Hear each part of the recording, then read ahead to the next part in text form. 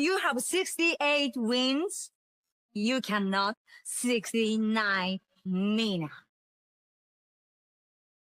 Hey everyone, it is the center of attention, Brittany Brooks, and you are watching Simply Reliable Studios. Come on over, Simply. I'm being see, earlier I said something stupid to him, and now this is my receipt. Okay. Sabu's just sabotaging you. Yeah. He sure did. Hijacking. Yeah, he's taking over. Hijacking is a better word. You're right. Good luck. What up, everybody? This is the People's Babushka, and you are watching Simply Reliable Studios. Shout out to Simply Reliable Studios making their Symphony debut, sponsoring this match and the entire Dragon Kai demonstration. What's up, everybody? It is the hottest flame, the realest Hogan, the bionic baddie, Kiera Hogan, period, and you are watching Simply Reliable Studios. Say his name and he appears. I believe in Noah. I believe in Datula. The Meltzer of the multiverse. Who the fuck wants to compare themselves to another? How much of a mark do you have to be? You couldn't even pick a professional athlete. You went with a fucking journalist? Grow up, man. We just want to say thank you to Simply Reliable Studios for voting us as Tag Team of the Year. Of course. Because you know what they say, right? If you can't swim, You're bound to drown. Tonight, she is sponsored by Simply Reliable Studios from Orlando, Florida.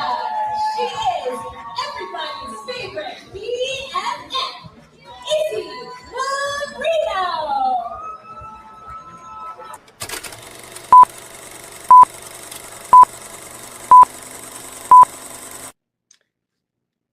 Heyo, this is Jack Cartwheel. You are watching Simply Reliable Studios. get it? Got it.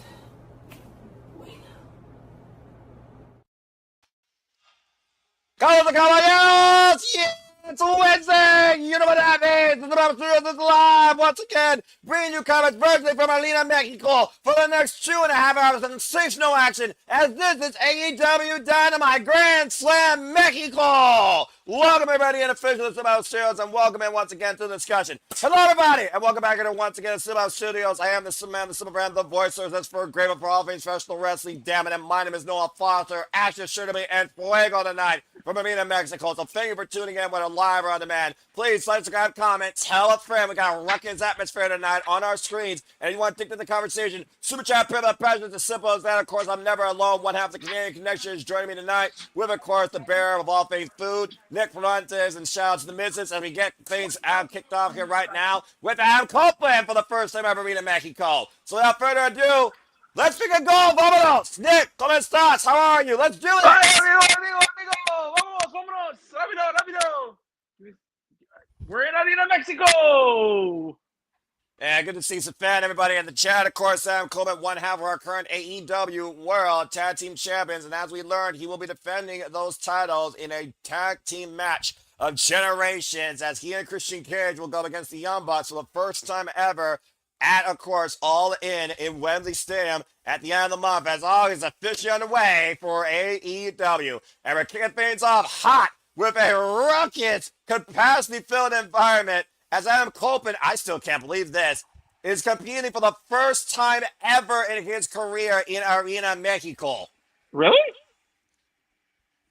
That is wild. I remember Adam Copeland had a list of places he still wants to, of course, wrestle in. Of course, last time we were here, he couldn't wrestle due to injury, I believe, or he didn't come in here as a tag team champion. And again, Arena Mexico right now has had sell-out attendances, including most recently when Persephone recently defended her CML Women's World Championship successfully against Tessa Blanchard. Of course, CMLL is the oldest promotion in the world, over 92 years, founded upon Lucha Libre. And whether you're in English or whether you're in Espanol, everyone can freaking acapella Metalingas, as right now they are serenading the Rated R superstar. That's crazy. The fact that they're serenading Metalingas in Arena Mexico, that's crazy. Goes to show, again, Nick, how much wrestling transcends the world. man. They are nailing it. Wow. That was really good. Shout out to Arena Mexico for doing that. Muy bien, bravo. Very well done. And of course, not the first time we've been down here in Mexico. And here comes, of course, his asshole. As, of course, the other half of our AEW Tag Team Champions. Everyone's Father of the Year. Or Papa, Christian Cage. Hey, it's Papa. I like that, Noah. Yeah, I try sometimes. Yes. This is I mean, not to kind of go so far, I mean, because it is Christian Cage, but there's a stacked card tonight. There's a lot on this card.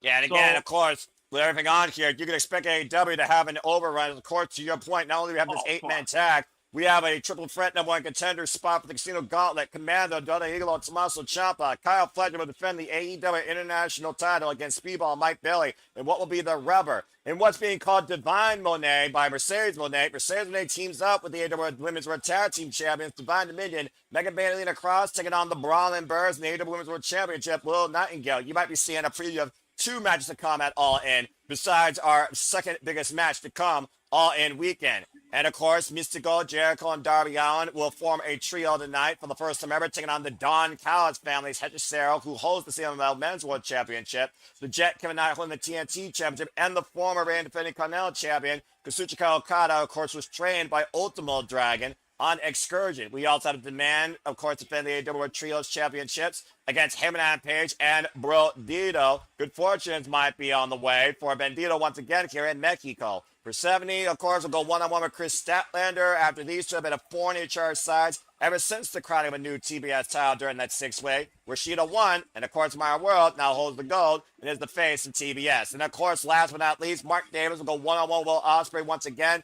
and this time in a Mexico City street fight where there will be no outside interference. That and everything else you heard tonight from Arena Mexico for Grand Slam Dynamite. And to your point, Nick, stacked hard to say the least. So, we should make it noted that I believe it was reported that tonight is sold out in Arena Mexico. That is correct. Sell out Arena They've Mexico. been selling out lately in Arena Mexico, actually. 10,000 plus capacity. Yes, but the fact that AEW went in there and for the second year in a row made the show sold out, good that on. goes back to the growth, the trust, and the passion of this professional wrestling company we have seen this year particularly. And whether or not you want to believe it, respect or hate it, you owe a damn lot to this group of renegades, the Death Riders, who have been the non-stop workforce of AEW since John Moxley created this mission statement. And of course, John Moxley is our reigning defending Continental Champion. Interesting developments regarding that, of course, Nick, as now we have a summer session for the Continental title. And in celebration, of course, with the World Cup, we have the first ever Continental Cup. 16 men drawn by blind numbers and blind matches will compete over a tournament over the next couple of weeks that will culminate not only at All In for a permanent possession of what's being called the Continental Cup, they will also become the brand new, if John Moxley doesn't succeed, Continental Champion. Yeah, so the way, now, while I think it's a good idea, I don't mind it. I'm not hating on it just yet. I want to see how it plays out. They're doing something really interesting where, all the rounds, I guess until you get to the finals, are random. I mean, however random you think it could be.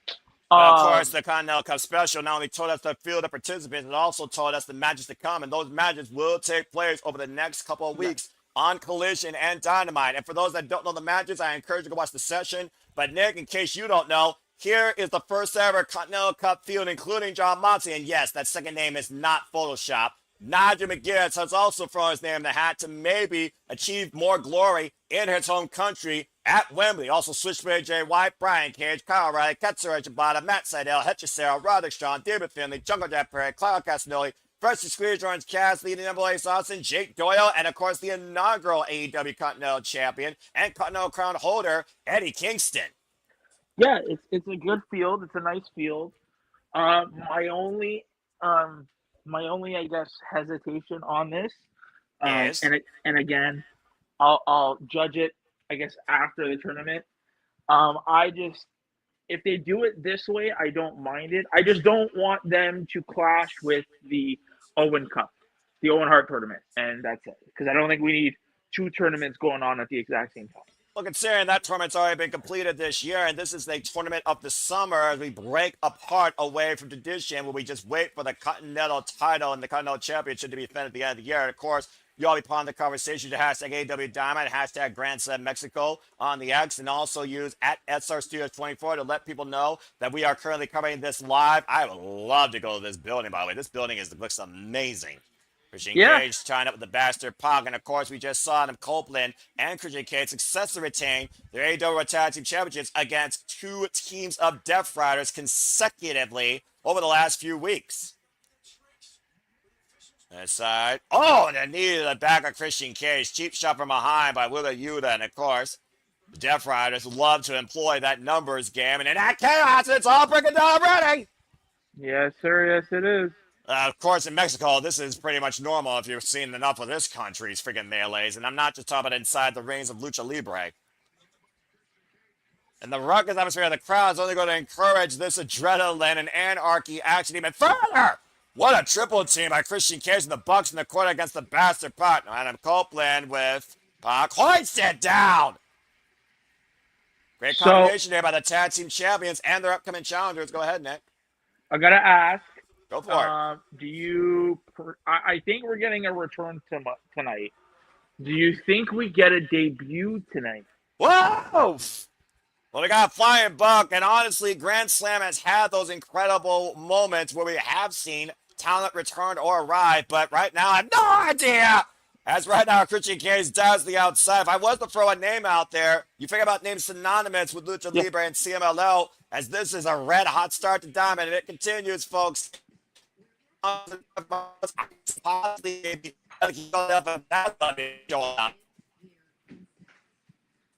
continues in full picture or and apologies if I do have internet issues. Of course, my provider is working on a fiber cut on the outside, so if we ever break up at any point or fall out, folks, apologies in advance. And again, we are going to probably be buckled in here probably for the next 2.5 hours. And while we got a commercial break, I also want to further illustrate what the rules of the Continental Cup is, so everyone is aware. The Continental Cup, again, like Continental matches, is no outside interference, and these matches have no time limits. As you saw, the field of 16, that is the 8 blind draws that we will get, 8 matches. The 8 winners then compete in 4 blind draws. So everything is completely up in the air as far as how you get to the finals. Bottom line, win 2 matches, win 3 matches, you're the Continental Cup, you're the Continental Champion. Before winning in glass.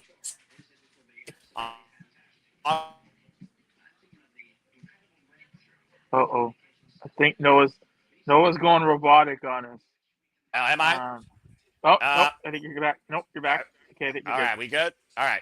And the Cup final will take place at Wembley Stadium at All in London, August 30th, where, again, the winner not only receives the Continental Cup brand new AEW Continental Champion. Yeah, again, it's having this tournament in the summer, and then you have the Continental Classic in the winter. It's a good breakup, honestly, cool. for a title that really has taken an identity of its own that every fan John Moxley wants for professional wrestling. And honestly, I completely agree, because this title is no BS. You either are better, you're more disciplined, you're more hungrier than him in the ring, or you ain't doing it. And John Moxley has survived the entire first half of the year, reigning and defending the Continental Championship. You're right.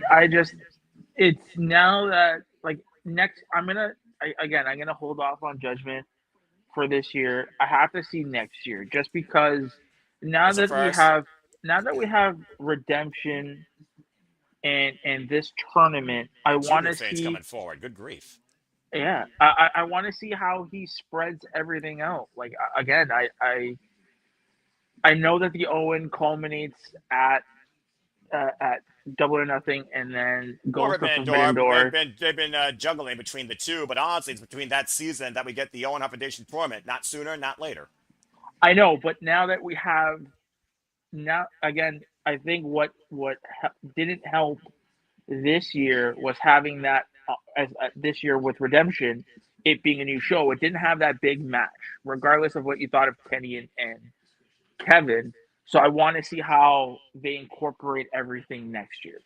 Oh, that's fair. And of course, with this tournament being a blind draw, you might get first time ever matchups or returning matchups. Regardless, we are in for our first time ever to see who becomes the first ever holder of the Continental Cup. As we are back here once again for the second time ever for Grand Slam Mexico. And welcoming back in everybody again, AEW Dynamite. Again, Noah Foster, Nick Ferrante on the call. It's the Death Friars versus Adam Copeland and Christian Cage and the Young Bucks. And honestly, might be a preview of a couple of things to come outside the AEW World Tag Team Championship. Of course, we saw the Young Bucks beat John Moxley and Will Ospreay at Redemption and earn this opportunity on a 6-0 winning streak this year as a tag team. Big pump kick by Pugs. The Pain has left the station, giving nothing but right now Pain to Nick, German suplex, and Daniel Garcia, who just came up with a match against Will Ospreay on Collision, locking in the sharpshooter inside the ring.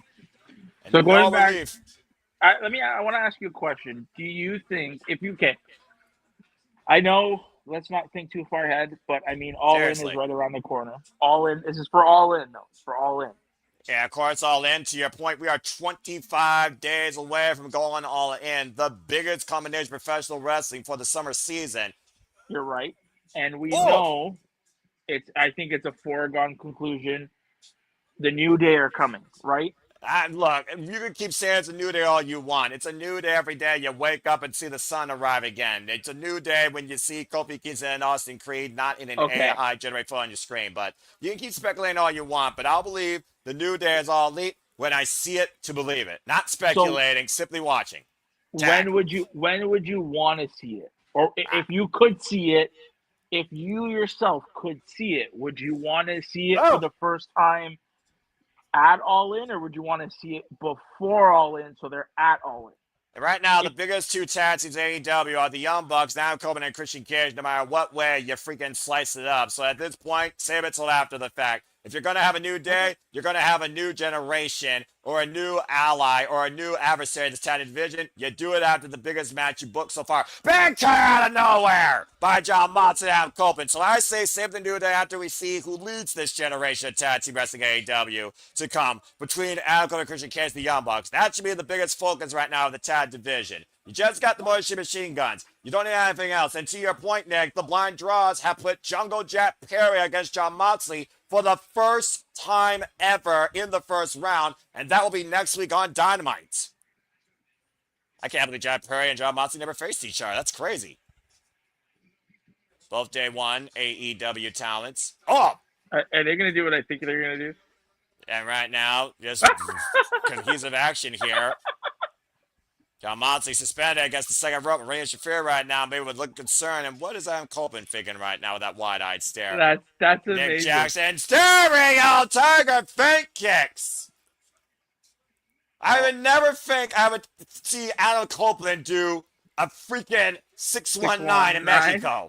Yes, that was amazing. Christian Cage to the top, diving head foot connects to John Moxley's heart. Big elbow drop by Nick Jackson. Moxley is in deep trouble here right now. The Death Friars unable to come to their fearless leader's aid. And now he's outnumbered 4-1 as the Continental Champion is completely surrounded. Oh! And Christian Cage strikes again. The only way he knows how. Triple super kick combination. Adam Copeland with the cover on Moxley, and everybody breaks it up. Have you ever seen Adam Copeland do a fucking... No. Again, this new leash on life that Adam Copeland's had since being all late has further and further surprised me to the point if he does be in the Tokyo Dome, wouldn't surprise me if he does something out of a freaking New Japan dojo, and that is still on his bucket list as well. And right now, get to the midsection, front face up, looking for the Death Rider, counter, get to the midsection, Impaler DDT by Adam Copeland. Oh, jeez, this has broken down every way from Sunday. Come on. Well, I mean, hey, Arena Mexico has never seen the Radar Superstar with this opportunity live. Oh, there's a Marisha Fear. Again, just ripping away the hair right now, blatantly for Bryce Rensburg. Christian Cage pulling Marisha Fear off. Okay, I didn't know if I want to see this match. Oh! Slap the oh, right in the V! Christian Cage kick Maria Shafir right in the V! Is that considered assault in Mexico?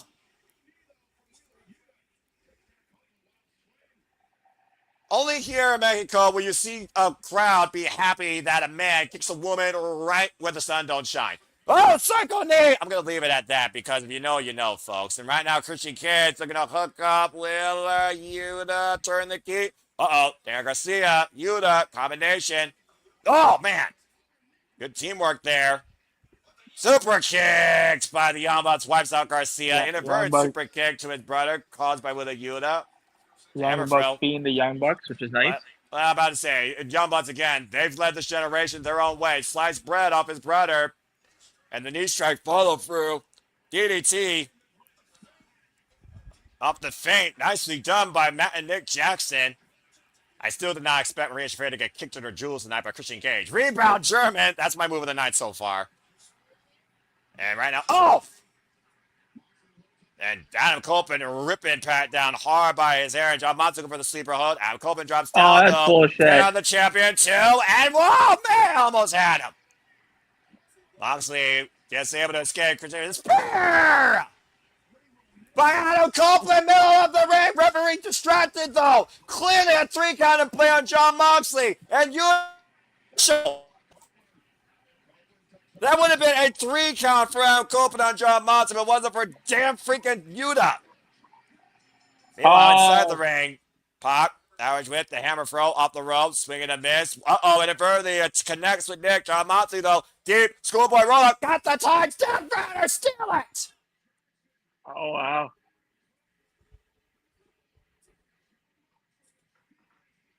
Whoa, didn't see that coming. Well, I mean, a fuck finish. Yeah, I can see it. Well, I mean, nice. Continue. Yeah, continue. Whoa. I was yeah, fuck finish, inadvertent. You protected everybody in the match, and it was a really good match. Oh, that was, yeah, no problem. I'm okay with that. So Arena got kicked in her Shafirs, and the problem was basically neutralized, but instead the problem was happening on the other side of the ring. Inadvertent contact with Tati part of the outside and the Death Riders, as they always do, exploiting chaos to their advantage. Get the win here tonight in Arena Mexico. And again, John Moxley can now put his focus.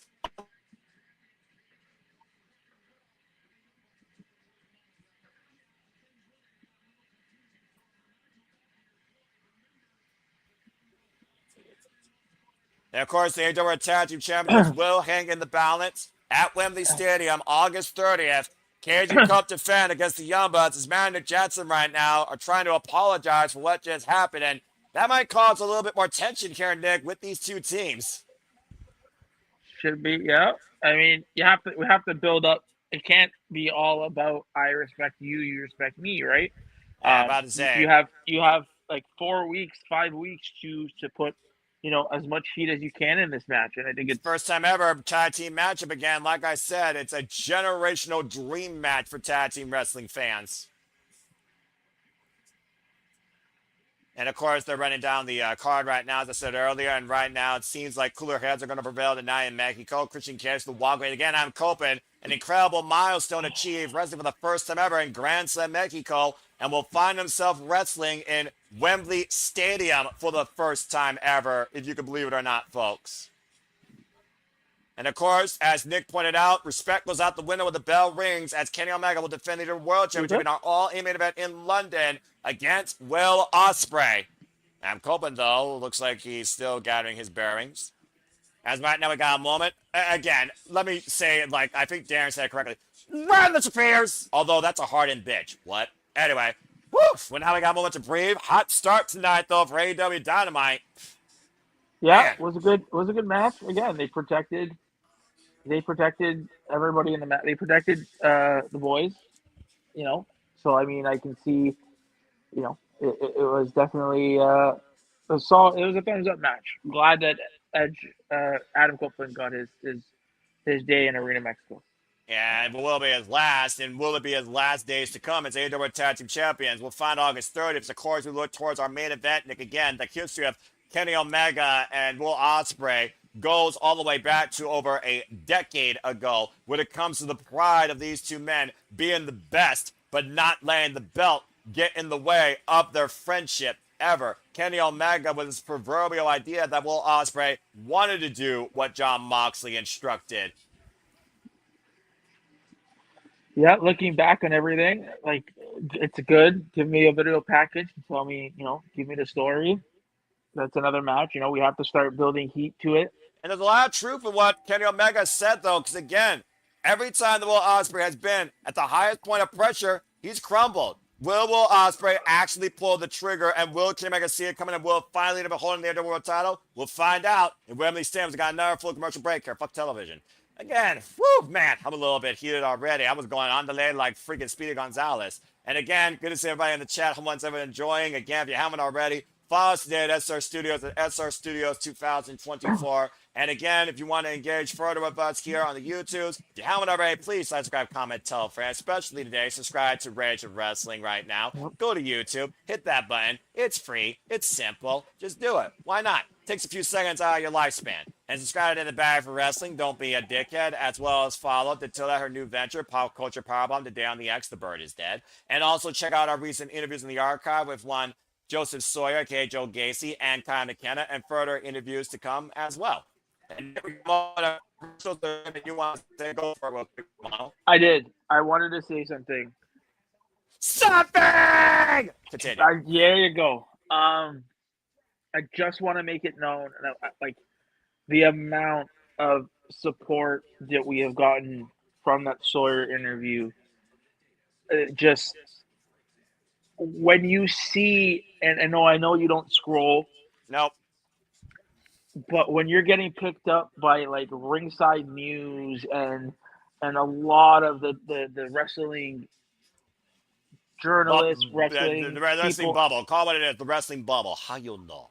Exactly. Being in that bubble for all of however long it is, being, people tagging and taking excerpts from our interview, from JJ, from Walter, from me, from Jeff. It's been such a surreal thing to see. I say thank you to everybody who has read an article, who has seen us, seen our names out there, and from that became new subscribers. A special shout out to Joe Sawyer. He is a phenomenal person, a phenomenal human being. He's part of the family now. The fact that he gave us 2 hours of his time to talk about his life and his career, I implore everybody to go watch that video. And Joe, man, if you catch wind of this, on a personal note, if my stamp in the wrestling community is your interview, from the bottom of my heart, I appreciate that. So thank you to him, and thank you to everybody. You guys have been amazing, and hopefully we're only going up from here. So hopefully we can continue the trend, Noah. Yeah, and I guarantee you that we will, and hopefully my internet will stabilize some point before the freaking night is out. Again, apologies, folks, but they're working on the internet here in my neighborhood with effing fiber, all that BS and nonsense. So, just a way to try and piss me off. And again, to your point, Nick, as far as the blind draws go, they did the blind draws during the Continental Cup Special. We have Orange Cassidy versus Matt Sydal, Jake Doyle versus Eddie Kingston, Switchblade Jay White versus David Finlay. As we saw, Jungle Jack Perry takes on Jon Moxley. Roderick Strong versus Kyle O'Reilly renewed. Let's fucking go. Brian Cage takes on Hechicero, and Katsuyori Shibata takes on Nigel McGuinness. All our opening round matches in the Continental Cup.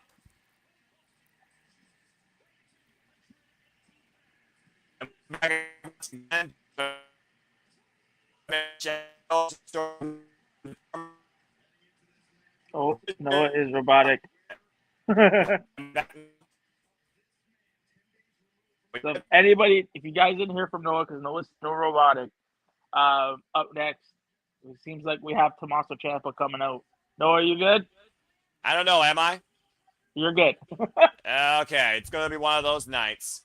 And look at the freaking villainy of Ciampa coming out with the freaking American flag.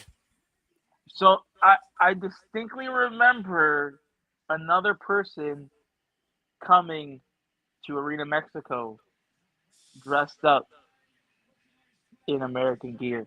Yeah, that would be one MJF. And again, we haven't seen MJF since Beach Break after Kenny Omega won the AEW World title. And of course, Renee Paquette right now at ringside.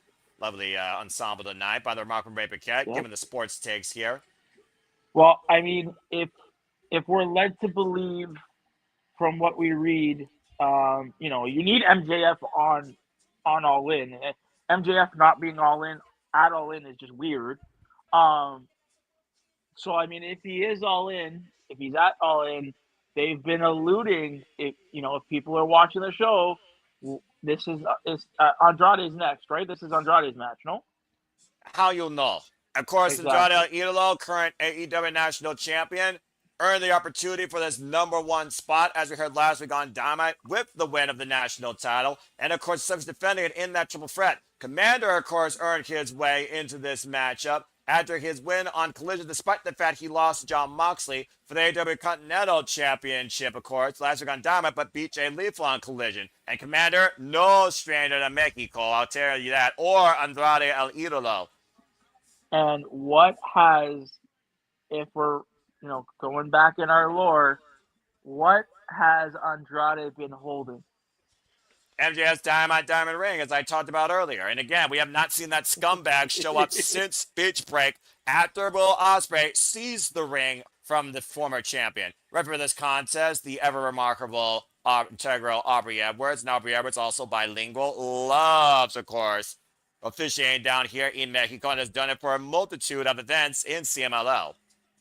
This actually will be the first time, by the way, that Commander and Andrade will ever share the ring together. As, of course, Commander, for those that don't know, was more heavily founded out of AAA, former AAA World Cruiserweight Champion and AAA World Tag Team Champion.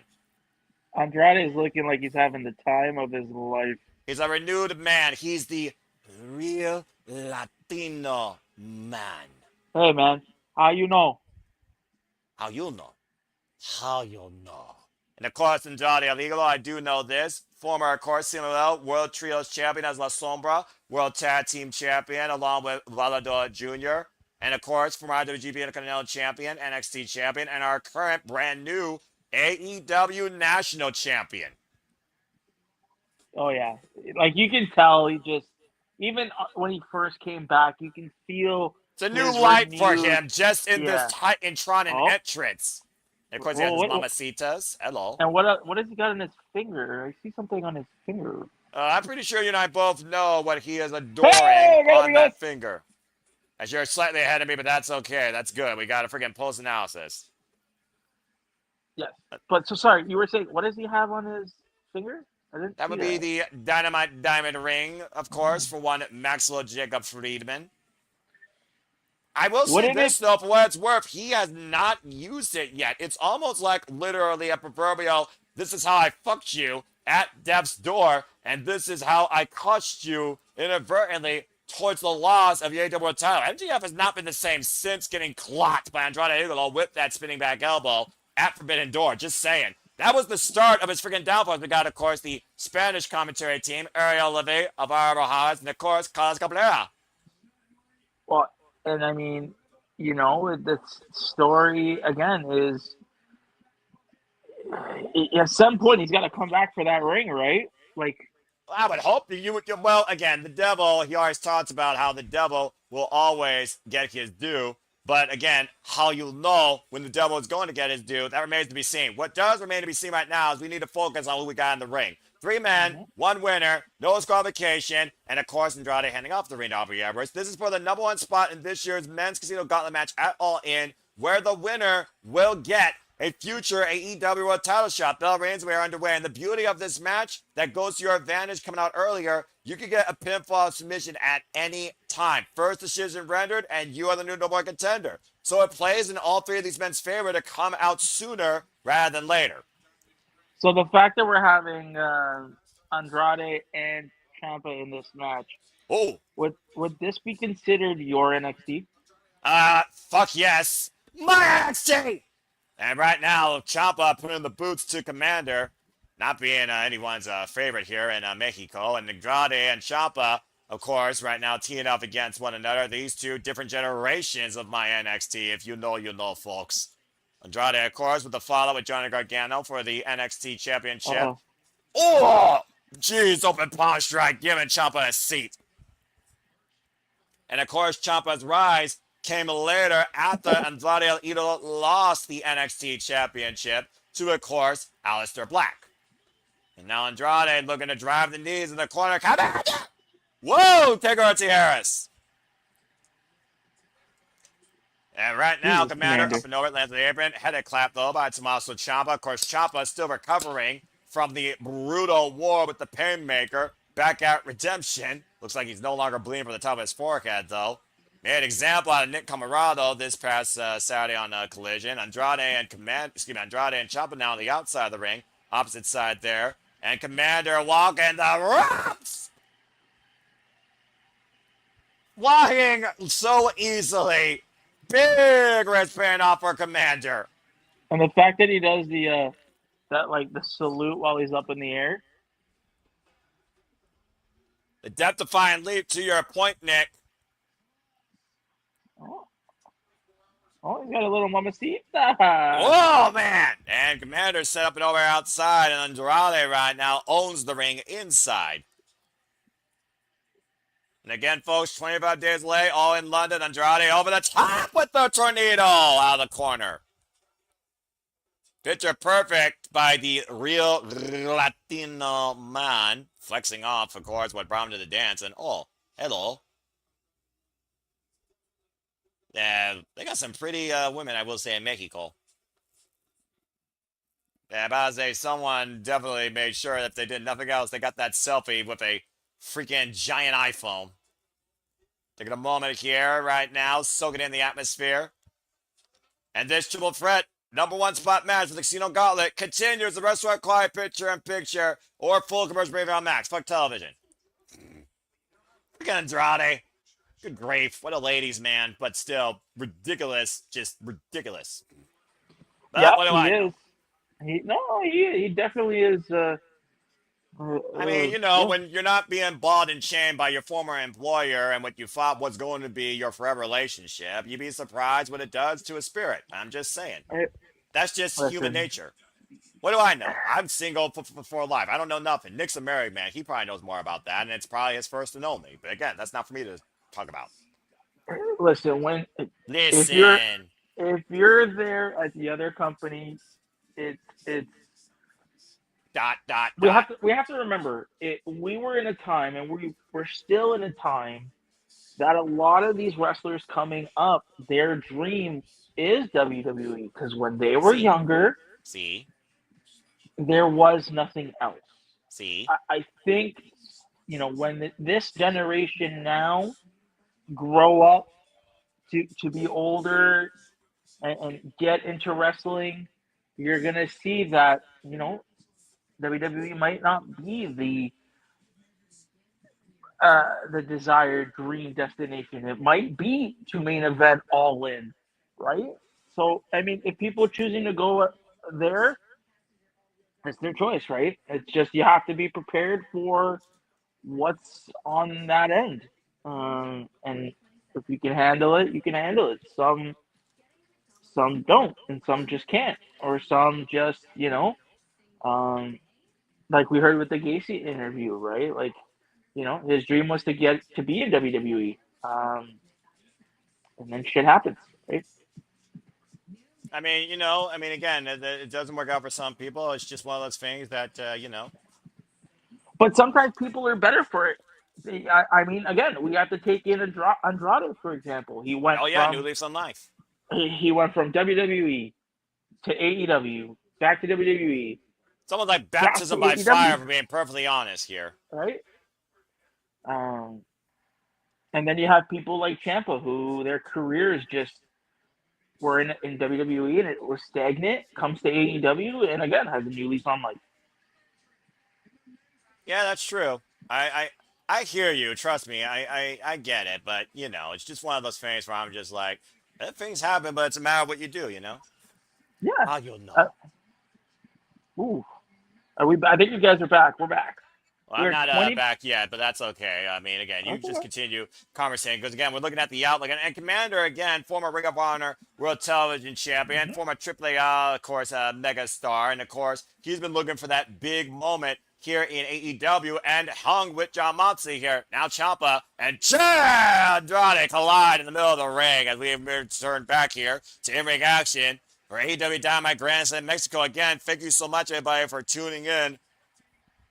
And we are 25 days away from Wembley Stadium. It's anybody's game right now. As we look at the replay here, Commander again, death-defying leap inside and caught a jumping knee by Ciampa. Anti-air raid crash of sorts by the Cycle Killer against the Master of the Ropes. Now we turn to live action as Andrade and Ciampa are squaring off here. And we talk about all the time, Nick, again, number one spot doesn't necessarily mean you're out of it. It just means you might get the best chance. But imagine, oh man, short-range clothesline. Imagine one of these other two men that lose tonight being the number 2 man inside the Casino Gauntlet. How ironic would that be?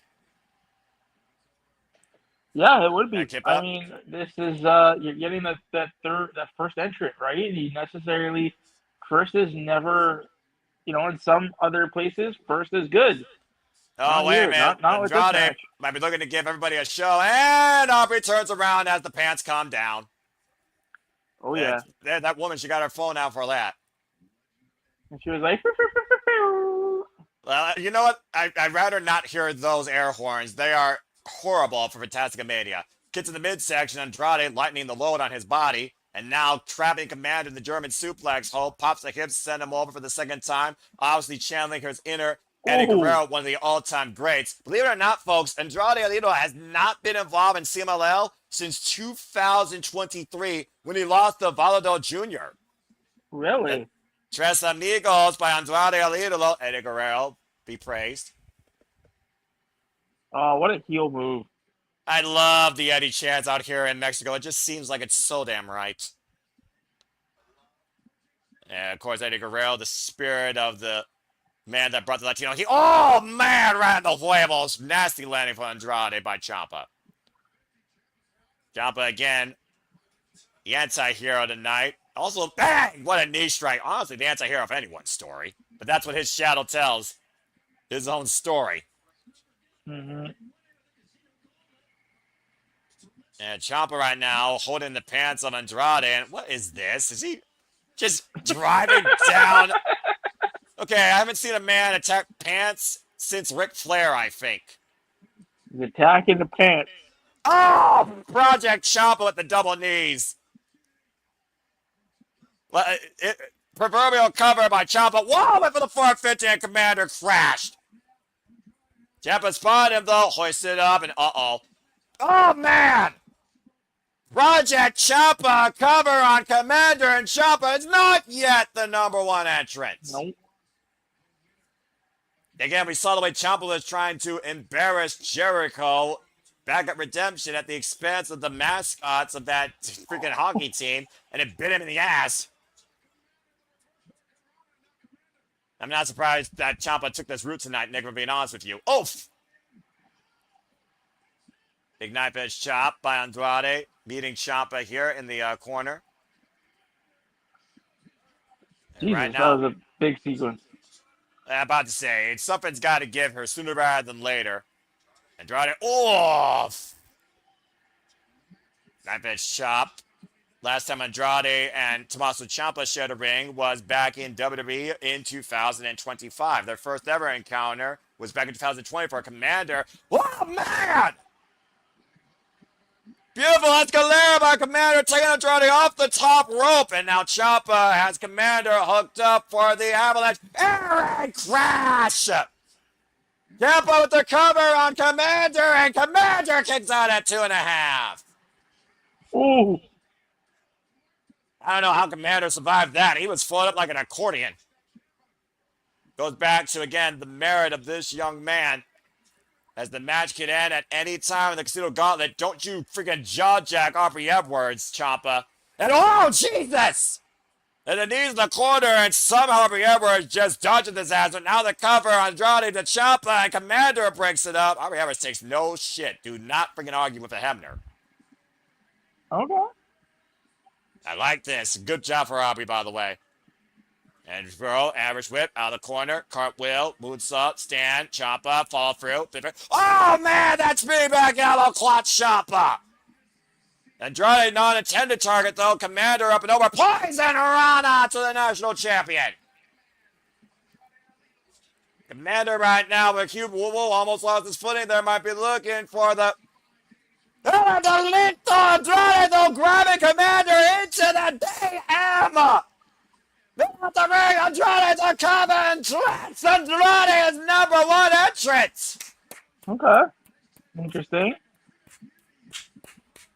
What a hot sequence to the finish there. What a hell of a homecoming to Arena Mexico for Andrade El Idolo. Andrade is the number one entrant in the men's casino gauntlet match, now at All In. And the timing of Andrade, impeccable here, Nick. And remember, Andrade came here for the world title. He may be one match away from finally getting his chance. Yeah, of course, still bearing the Dynamite Diamond ring that used to belong to one scumbag, Maxwell Jacob Friedman, who never showed any respect to Mexico. In fact, took the mask of Mystico, who's still to come later on in the action here. Get the finishing stretch, that beautiful walking shooting star press of sorts on Ciampa, and Andrade capitalized with the DM double underhook twisting DDT, pinning Commander for the 3. Congratulations to the Rio Latino man and the AEW National Champion.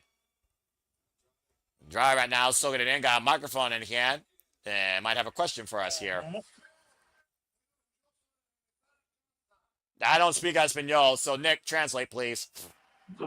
I have no idea what he's saying. Let him spit. Let him spit facts. I'm about to say, you know he's going to spit facts. I want more. I understood that. I want more gold, clearly. Win. Hold on. At All In. Today. We need Walter for this. Sorry, folks. Again. The AEW. Well, I understood that. AEW translate any language.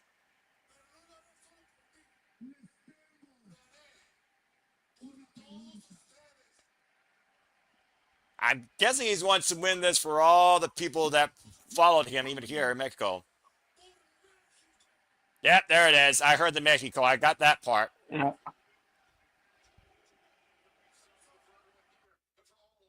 It was for all of Mexico. Thank you, Excalibur. Excalibur giving, of course, the translation. And you say, oh, here we go. AEW. How you know? How you know? World champion.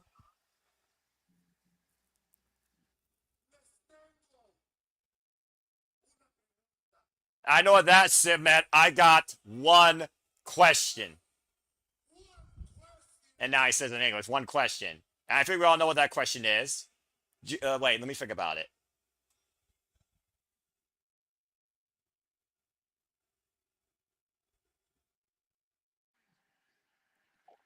How you know? I'm very tempted to get that t-shirt. What? Surprise! Oh, no! Well, Nick, you did bring it out in the ether, as I see a Burberry Titantron. Yep. The borrow a phrase from good old JR Business has just picked up, and I jump from behind with his Triple B, Maxwell Jacob Friedman. It just writes itself. It makes the most. It's been writing itself for weeks. Where the hell he come from? But what my question is, look what he had with him, though. Yeah, the Triple B, because, of course, that's his time. That's his identity. That's his everything. Now, bearing back the Diamond ring, Andrade may have no idea what's coming to him here as the Devil seeks revenge. Big 100K punch over the head. And Maxwell Jacob Friedman spoiling Andrade's homecoming in Mexico and regaining back his property and soaking in the hatred. MJF is back in AEW, folks. Again, it was in Beach Break last month that he was defeated for his Triple B, but it's still that title that defines Maxwell Jacob Friedman. And Andrade was the man that first instigated all of this misfortune for him. But what I don't understand is why is he with the title? Right now, MJF, it doesn't matter what he's doing or what he's with. MJF right now is literally sending a message to everybody. And Andrade thrown off the stage to the floor. Jesus.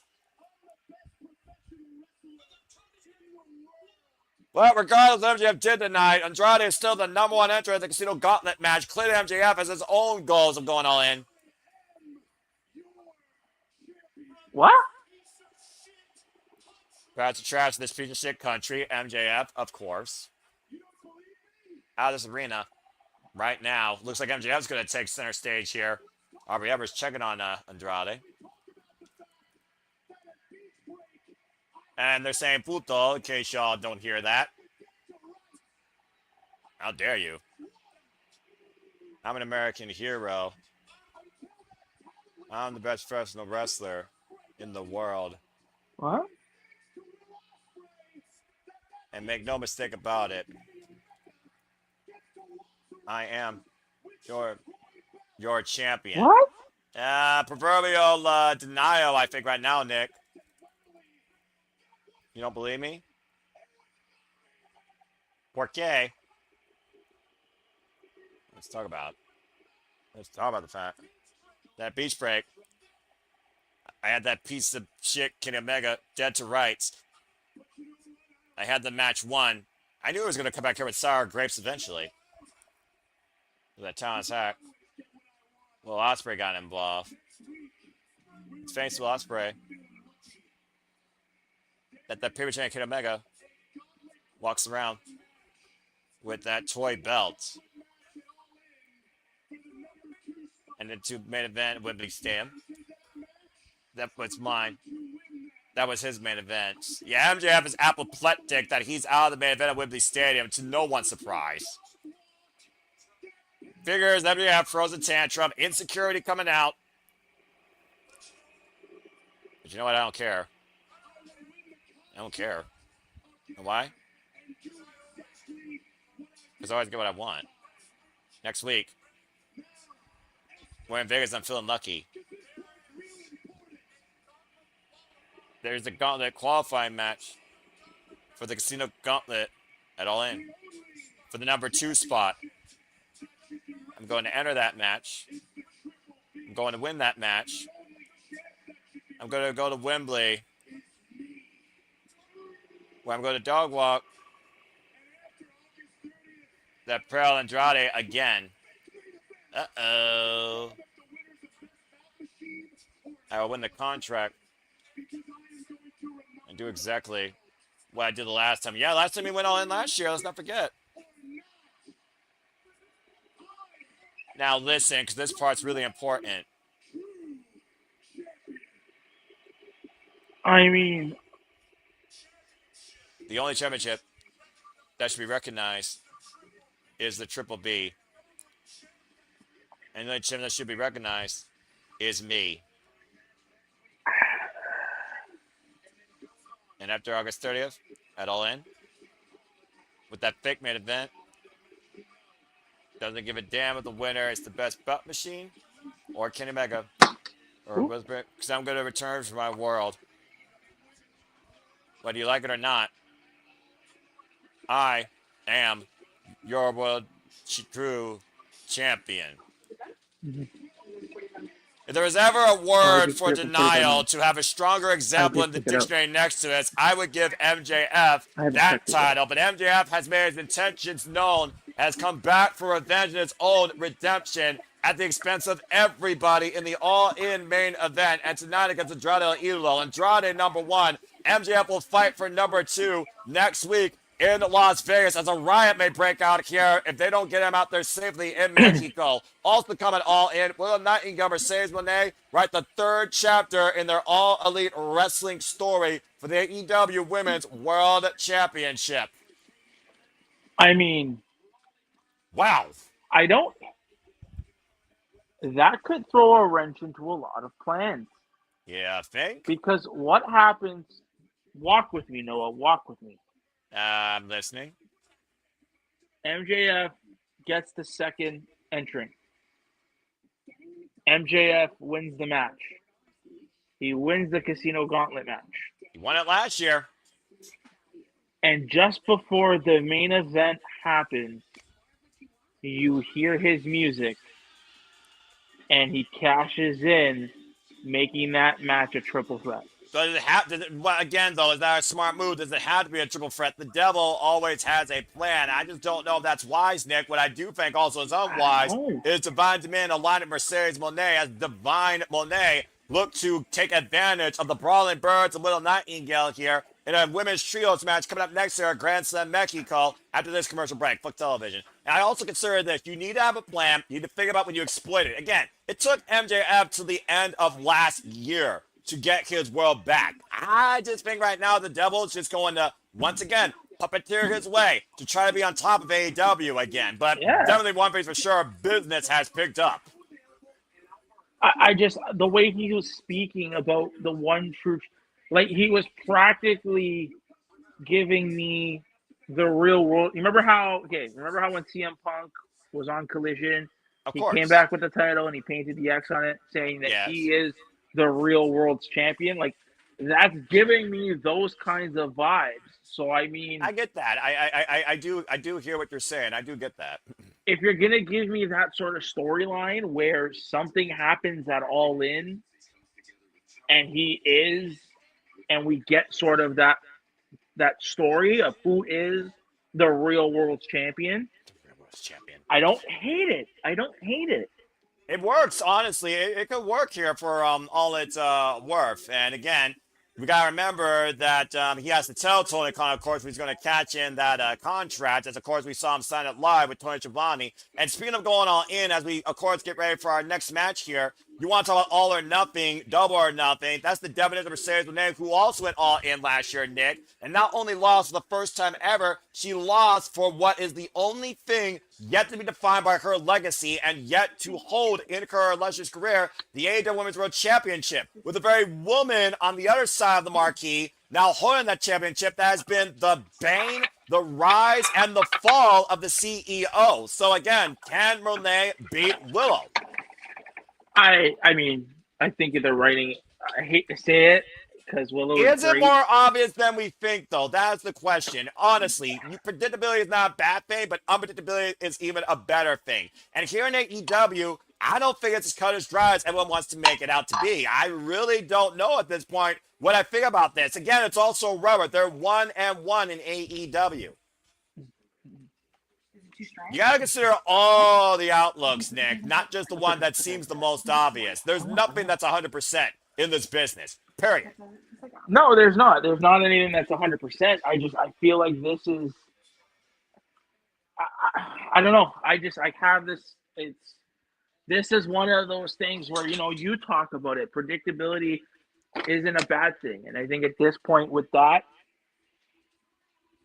this being predictable isn't a bad thing. All right, fair enough. Well, as of course we wait for AEW to get back here, as we're just would you be upset? Would you be upset if Moné won? If she wins clean in the middle of the ring, absolutely not, because she would prove her merit. And again, her and Willow have only brought out the better of each other in and out of the ring. When you think about the fire of Willow on the mic, and speaking of bringing the better of each other, what happens when heaven meets freaking Athens? You get a divine dominion that has held dominion over the AEW Women's Tag Team Division, the freaking deity of the underworld, and this Amazon straight out of a freaking Greece gladiator movie. Megan Bayne and Lena Cross are undefeated AEW Women's World Tag Team Champions, Divine Dominion. I have not seen an opposable and freaking force, an opposition like this in women's tag team wrestling ever. Megan Bayne and Lena Cross, of course, came out of happenstance last time we went to Grand Slam, in case you forgot, Nick, back in Australia, and made short work of the previous champions in Harley Cameron and Willow Nightingale. And no one's been able to come close to take those titles off than Hyan and Maya World, the Sisters of Sin, Ty J, Anna J, and Tymel, and even Willow Nightingale and Harley Cameron in a rematch. Every team has been forced to bow down, but on the opposite side, Brawling Birds are also undefeated. I think it's going to take a couple of birds. I mean, hey, go celebrate with a pint. And speaking of Divine Dominion, say hello to the other third of what's being called Divine Moné. whether or not these two are underneath the CEO or sharing the same office with her like Twin Towers. Of course, our 2026 two-time consecutive Owen Hart Foundation tournament winner, Mercedes Moné, came back out of nowhere, took a spot in the Owen Hart Foundation tournament, and regained this chance to fulfill her legacy and reach immortality on AEW's grandest stage. It was last year in All In Texas that Mercedes Moné first challenged for the AEW Women's World Championship, and she not only lost, it was her first pinfall defeat in her AEW career. The downfall continued from there as the domino effect, as Willow Nightingale took her most prestigious title, the TBS title that she had for over 580 days. Oh, yep. Let's bring it go! I'm all for the birds! I love these two. Alex Windsor, Jamie Hayter, a style of their own. They drink, they fight, they don't give a shit what you think. It's always a good time at a hard day's night. And of course, Alex Windsor, Jamie Hayter became a tag team also after losing out of the AEW Women's World Championship shortly after last year, and have had their continual ways as a tag team and have put their names out there against Divine Dominion, who they believe have been dodging them. Well, they weren't dodging them when they cheap saw them on freaking Saturday night. And from one potential set of new champions to the champion of the wrestlers, Willow Nightingale and the babyface from Super Reliable Studios. Yep. If there's a bigger babyface in this business, I would love to know who it is. Continue, Nick. I'm sorry. No, I was gonna say, we got the babe with the power. Yeah, I think we got all the power here. Look at this women's division. Freaking Lena Cross, Megan Bayne, Alex Windsor, who can beat the living shit out of you with a freaking short-range lariat. Of course, former Red Pro Women's Champion. Of course, Jamie Hayter, former AEW Women's World Champion. And of course, Willow Nightingale reached the summit at Redemption, surviving her own depression and lingering injuries and doubts, proving that anybody can achieve what they dream, because the reality is even greater than the dream. Of course, they spoiled that party last week in Detroit, and that's when we really saw this union, even if it's only temporarily, this union called Divine Moné really come forward. Bell Reigns are underway, but for this contest, of course, is Brandon Martinez. And Alex Windsor right now squaring up against Megan Bayne. I want this singles match in my life. This is where I love professional wrestling. Double tie up here. And of course, stay tuned, folks, for AEW's non-stop watch on schedule. They return to regular scheduling this Saturday for Collision from Colorado Springs, Colorado. Of course, we also know we have All in Wembley Stadium August 30th. Next week, we're in Las Vegas, where MJF looks to double down his chance to win the Casino Gauntlet from the number 2 spot, which, ironically enough, is where he won from last year. And Megan Bayne right now catching Alex Windsor in the bear hug, the power of the Megasis. And then, of course, we have Ring of Honor before this honor prior to AEW All In, where it looks like Athena will defend her Ring of Honor Women's Championship against Stardust's Hazuki. And Nick Wayne will challenge Brodido for the Ring of Honor World title. Irish Whip. Oh, man. Splashing in the corner. And right now, Alex Windsor teeing off against Megan Bayne. And yes, she is Mrs. Bruv. We all know that. Tag made Jamie Hayter. I'm a hater for life. Former participant in Stardom. Atomic drop. Kick to the midsection. This is my favorite set right now for a women's division. Big Boot was looking for the sunset flip for the roll-up. Big Boot again, and Megan Bayne finally goes down. The Willow Nightingale legal. Running senton. Crushing one half of the Women's Tag Champs cover. Up the near leg. It's a 1 count. Of course, Willow Nightingale also defended her TBS championship successfully against both Megan Bayne and Lena Cross. And I don't think neither of them forgot about that. And Moné right now, isolated Willow Nightingale in their corner. This is the last place that Willow needed to be here. And obviously, Moné is looking for any chance she can to exploit a weakness or vulnerability in Willow Nightingale, who's been the bane of her AEW existence. German suplex. And I will say this about Moné, for all the crap you get the cringe character. She is hell-bent and determined on finally winning the AEW Women's World Championship. If she doesn't do it this year, I wonder if she's ever going to, honestly. Tag made to Megan Bayne. And see, we got a little bit of respect going on here. Now Jamie Hayter coming into the frame with the axe handle to Megan Bayne. Now hooking up Moné. Axe handle by Lena Cross. And looks like we're going to really find out where the power lies here. Get to the midsection. Windsor and the Birds right now looking to hook up Divine Moné and Willow and the Birds fighting back. Break up here. Now 6 women right now. Teeing off in the middle of the ring. I was about to say, I wonder if either team was going to get the better of that possible trio suplex exchange. Didn't look like no one had the upper hand. And fights breaking out here on all sides of the ring. Jamie Hayter, of course, also a previous challenger this year to the AEW Women's World Championship. Alex Windsor, the first victim of Mercedes Moné. Whoa, low bridge lean across during this year's own competition tournament. And Divine Dominion sit out to the floor. Meanwhile, Willow Nightingale and Alex Windsor. A little bit of Charlie's Angels right there. I like that. And whoa, my! Dario Cannibal Sentons by Windsor and Willow, wiping out the tag chance. Monet from the outside by Jamie Hayter. Gotta say, that was a messy tumble right there. What the way? Jamie, what are you doing? Jamie, you're now luchador off the top rope, high cross body, wiping out Divine Monet. As this trios match continues in Fuego and Restaurant Clyde picture-in-picture or full commercial break on Max. Don't go anywhere. Fuck television. Loving this shit. And so far, though, I like the trio synergy here with the two teams. And it doesn't look like that Megan Bayne and Lena Cross have any tension towards Mercedes Moné. But obviously, Moné is trying to boss them around. But Moné, she has that experience. She has that caliber career, and she also is a former notorious women's tag team champion in her own right. So, Nick, do you think Mercedes Moné is a benefit to Divine Dominion? Yeah. I just think, with all due respect to them, go on. I think they've outgrown the tag team championships.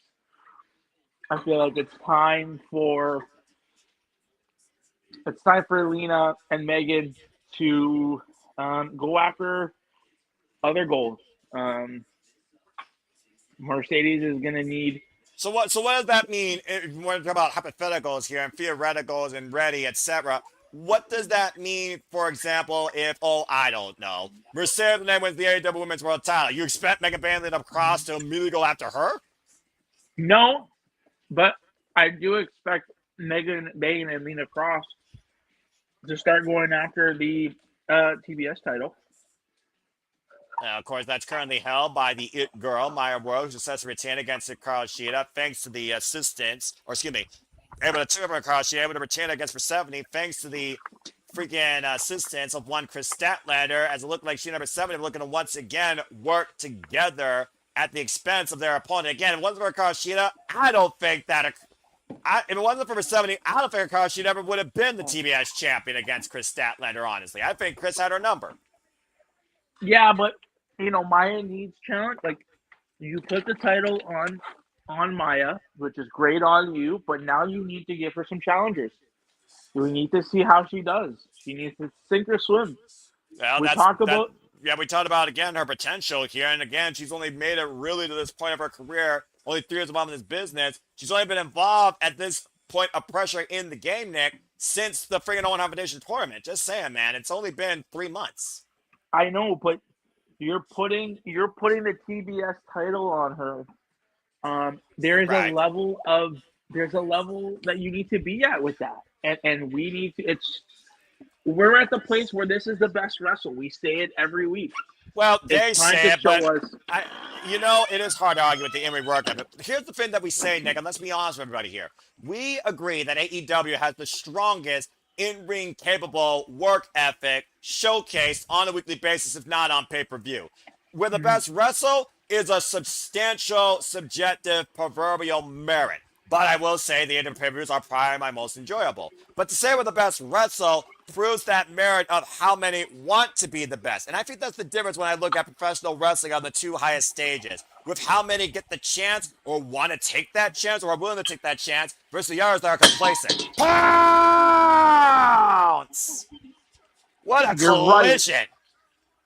You're right, but it's not the fans that are saying it's the best wrestle.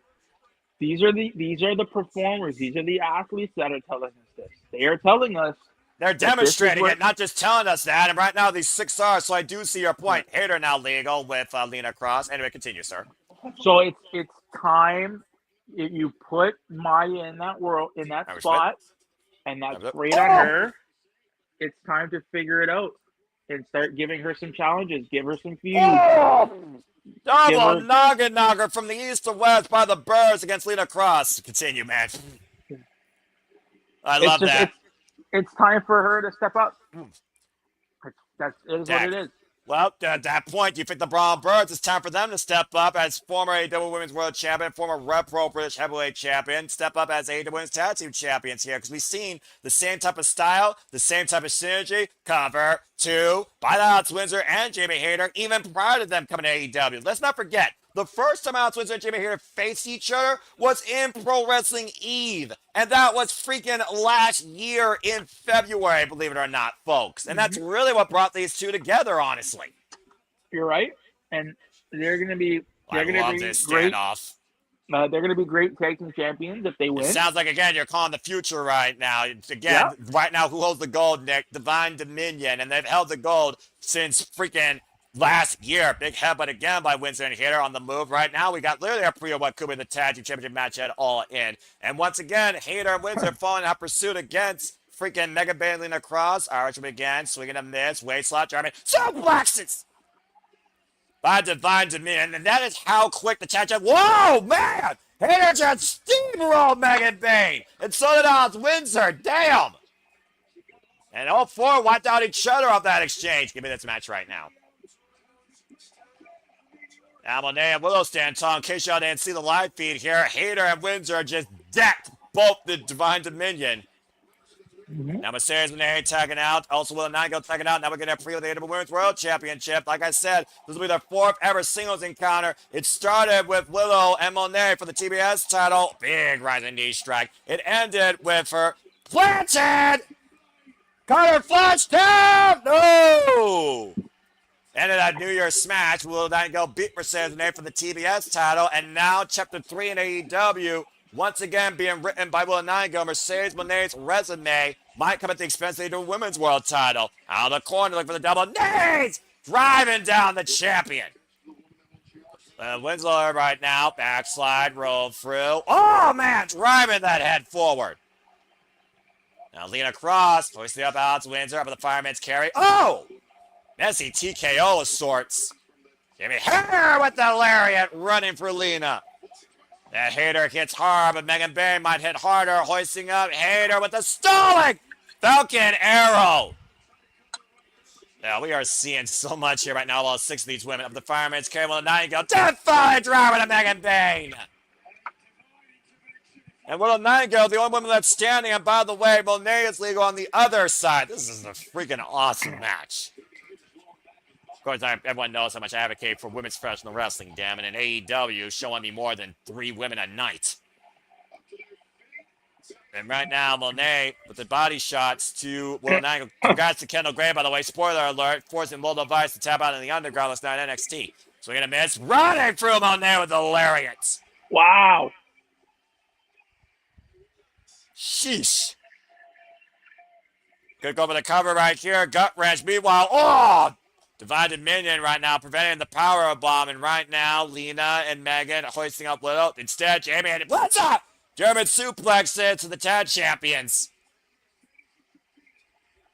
Jamie Hayter's lower back, bombing her though. Jackknife cover, takeover by Monet. Willow able to escape, maintains waist control, hoisting up Monet. Gut wrench, Bam with the power. Woo, and Monet able to escape. Now trying to hook her, possibly for the Monet Maker. Willow kicking her legs, preventing it from happening. Now traps the arm of the challenger. Deep backslide to Willow just pin Monet!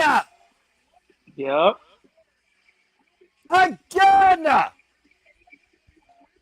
Willow Nightingale just pinned Mercedes Monet again! It was the closing moments of 2025, just like that, in a similar fashion that led to the rise of a 2-time TBS champion that night. And the Brawling Birds of Willow Nightingale rolling high into All In, where again, Willow would defend the AEW Women's World Championship against Mercedes Monet. I don't think Monet's going to smile anyways. Great matchup, though, and what a win! And again, the Brawling Birds have put their name out there to challenge for the AEW Women's World Tag Team Championships. This Divine Monet might go bankrupt before it gets established.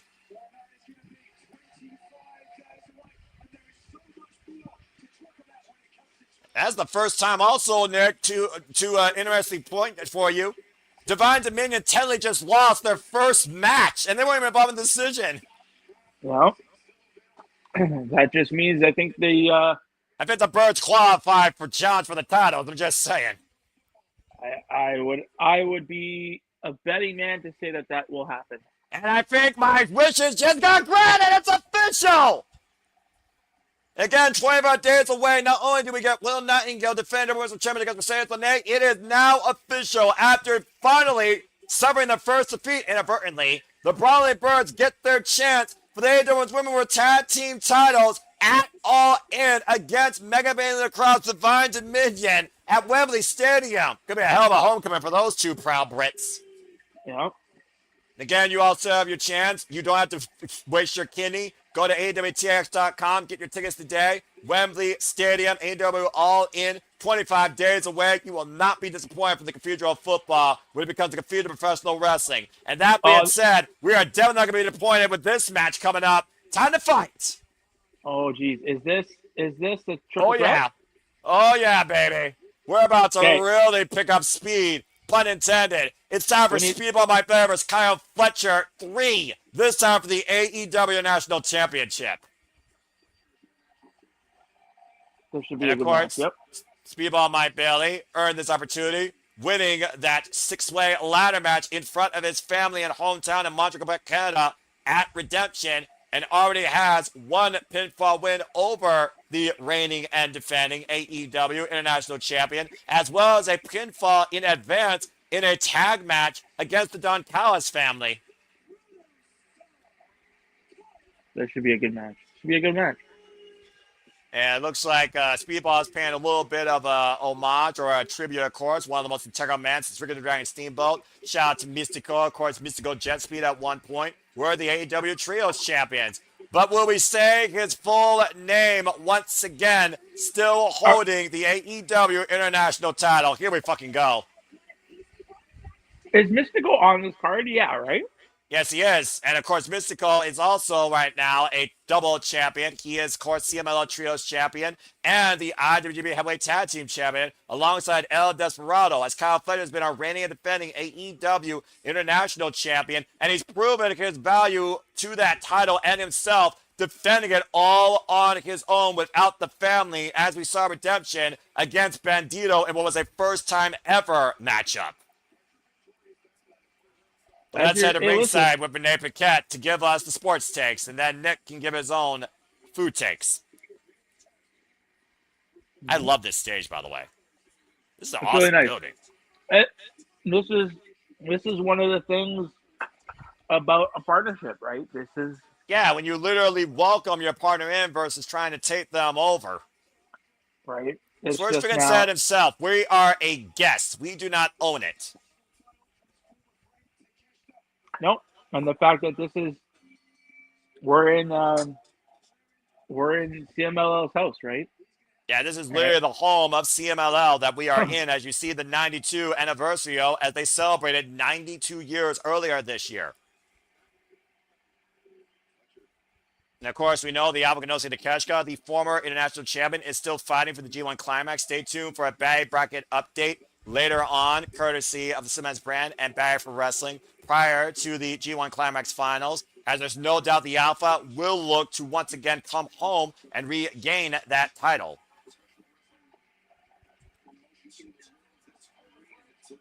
Yeah, Speedball Mike Billy, though, he's going to have to be well prepared for what Kyle Fletcher's been able to do since the last time they faced each other. This match is underway. The last time they faced each other, by the way, Kyle Fletcher got his win back from the Continental Classic. We had defended the TNT title successfully in March against Speedball Mike Bailey.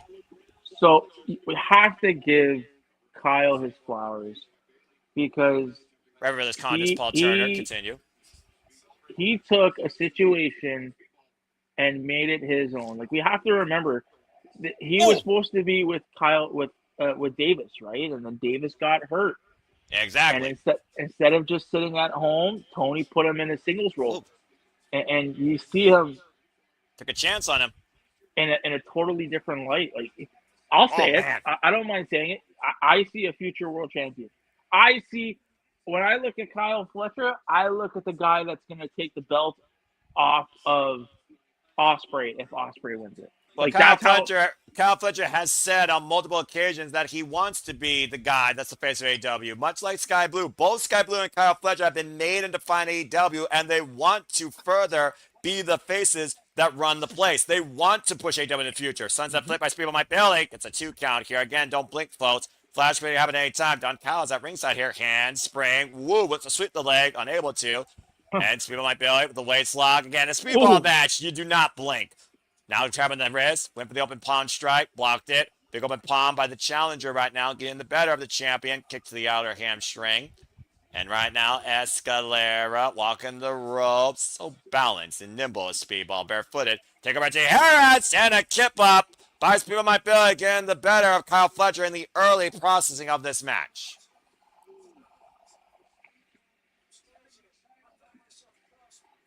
And of course, in Mexico, you figure about every arena is different, every city is different, every environment's different. It's got to be a red-hot day down there, and can catch him on the Tope Suicida. And the weather conditions in this place might affect the person as he laundered Speedball into the barricade. That looked like it sucked. And by the way, even with that padding on that top bit, that barricade is solid steel. Do not underestimate that glazed eye look. And Speedball, to your point, Nick. Good grief. Full speed, by the way. Yeah, it's that woman in the audience basically can tell the tale better than I can on camera. Speedball looks like a dead man, a dead carcass. Again, nothing new in Mexico. Now bringing the challenger back inside there. And again, universally hated man in the business. The only heel left, Don Callis. Don motherfucking Callis. Don Callis right now, of course, he's been so instrumental in Kyle Fletcher's career ever since Kyle found that hatred and joined the Don Callis family as the second ever member. Was looking for that last right powerbomb. The backslide by Speedball, though, drives the champion down. Gets a 2 count as referee Paul Turner. Whoa! Messy schoolboy roll-up, kip up, Speedball once again out of the corner. Drag on moonsault, wiping him out. Yep. Mike Bailey's feeling it. Well, Speedball Mike Bailey knows he has to go for a broke because these opportunities are so damn limited when they happen. And right now, there's a great chance for Speedball Mike Bailey just to get some recovery with what's happening so far. First time these two-man face each other again was the Continental Classic last year. Speedball Mike Bailey got the better of the Protostar. Took 19 minutes. One thing I do wish they would have done, or at least for this match. Whoa. Fletcher. Is have Veda Scott on the call.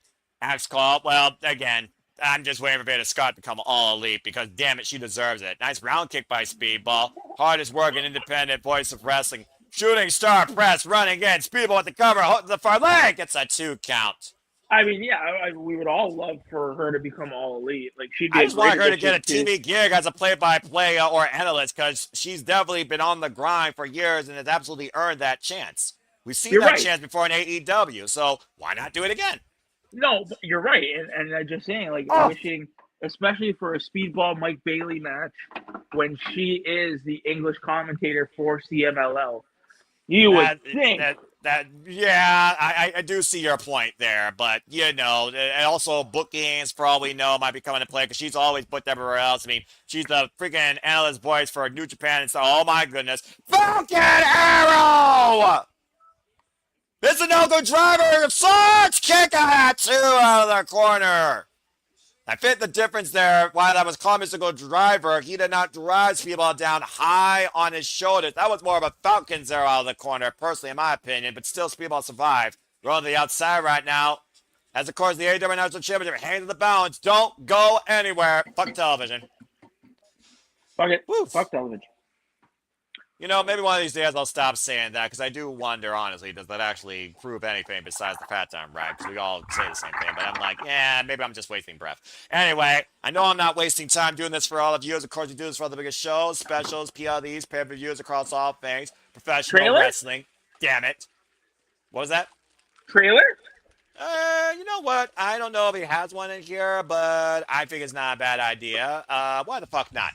Folks, stay tuned. We'll be back with you shortly here. This trail may be slightly out of date, but take a look at some upcoming attractions here at the Simple Bible Studios. We'll see you in a bit. And now for a taste of things to come.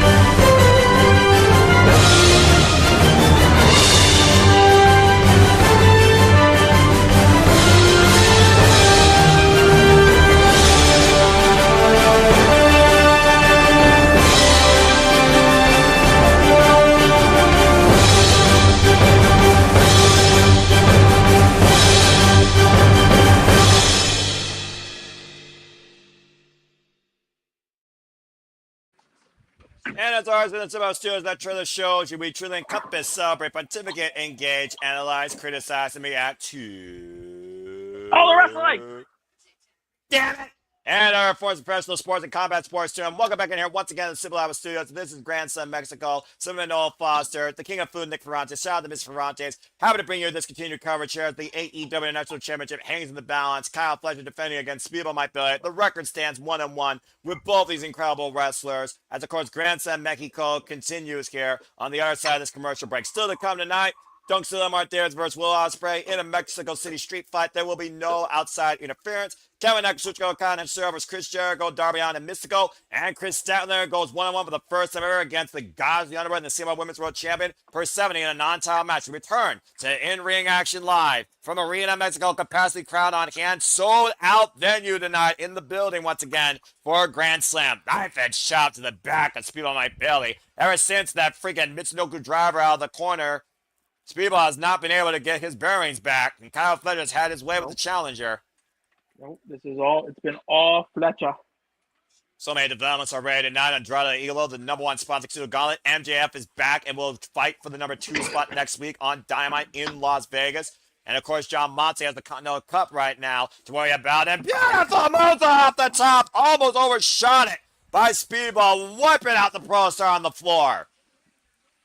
A high risk paying off here right now for Speedball, but will there be enough risk taken that will lead him to become the next brand new AEW International Champion?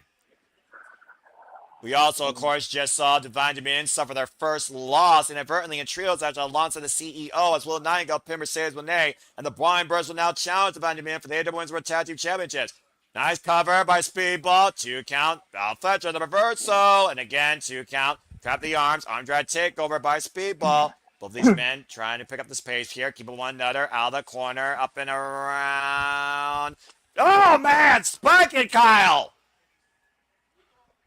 And Speedball, it's just extraordinary. Once again, looking to hook up the champion. Step, victory roll, cross leg cover, sits deep, 2, oh! Just barely able to escape. Just barely right there was Kyle Fletcher able to escape that P maneuver. Both men went for the high kick. Both men block, kick, fake out, miss. Half and half. I like how they're giving them time for this, that they're going out there and doing their thing. Well, they know how far these two men are willing to go all out. Of course, we will go all out after we go all in on the AEW Watch-Along schedule, as we also will support the Rebel Heart of one Rebel Tania. Oh, man, what a kick against the entranceway. And Speedball's head hit hard. Again, folks, I want to also remind you and encourage you, if you haven't already, please support Rebel Tania in her fight against ALS. It is a terminal illness, and she is being a champion during this time, encouraging so many individuals, including returning Kevin Owens. And you can learn more about the pursuit right now for a cure for this deadly terminal disease at ALS.org, and all proceeds at Rebel Heart, if you buy the shirt brace of the day, will go towards that research. Let's show some love and support Rebel Tania. We're with you, Rebel. And of course, stay tuned for our coverage of that special Dynamite supporting Rebel's fight in this cause, Rebel Heart Dynamite. Yeah, that should be a good show to be that we're gonna do, all for a good cause. It's not a fight for the fallen, it's the fight for the strongest, in my opinion, right now. And there's nobody stronger in this business than Rebel Tania. I feel like What the hell? A Speedball! Whoa! Sorry, Nick, I didn't think Speedball was going to climb up a flight of stairs and freaking do a moonsault. Continue. Oh, he did. I feel like we should do, maybe on that stream, I don't know, we should figure something out for that stream. Just saying. What are you talking about? I mean, I already got my bracelet and my gray and red suit already prepared, so I don't know what you're doing. I don't know. Look at the distance that Speedball covered off that moonsault and how he did not crash face first on those stairs is incredible. I don't know how he does it. He's fucking crazy. Again, extraordinary athlete. Multiple discipline, of course, in mixed martial arts. And right now, both champion and challengers staying out of the ring. Kyle Fletcher right now might just put himself in the drop zone. Speedball high. Whip for the Revolution knees. And Kyle Fletcher get out of the way. One God stairs, man, slack on it. Cover. Two. No. Kyle would escape again. Woo. Don Callis right now. You wonder if there's any sense of urgency right now on the freaking patriarch of the Don Callis family. the freaking Mad Macabre, the Invisible Hand, right now firing up Arena Mexico and Kyle Fletcher for that matter. Both champion and challenger back up to their feet. Big super kick, rock paddle to the corner. Super kick party. And great extension there for the Cyclone kick, but oh! Mitsunoka driver! Kick out at 2.5. Now that was a full-on Mitsunoka driver right there, Nick. That was, sir. The hand was just nearly down for the 3. Referee Paul Turner just inches, and I mean inches, above the canvas there. And so far right now, not a 3 yet. And again, we'll include a link for ALS.org, of course, and the links to those Rebel Heart bracelets and shirts during that stream as well. Again, show your love and support today, folks. Yeah. Yeah, that's what I meant. Maybe we'll even do like an ice bucket challenge live. I don't know, or so somebody that did it. Honey, would you do an ice bucket challenge on me live on stream?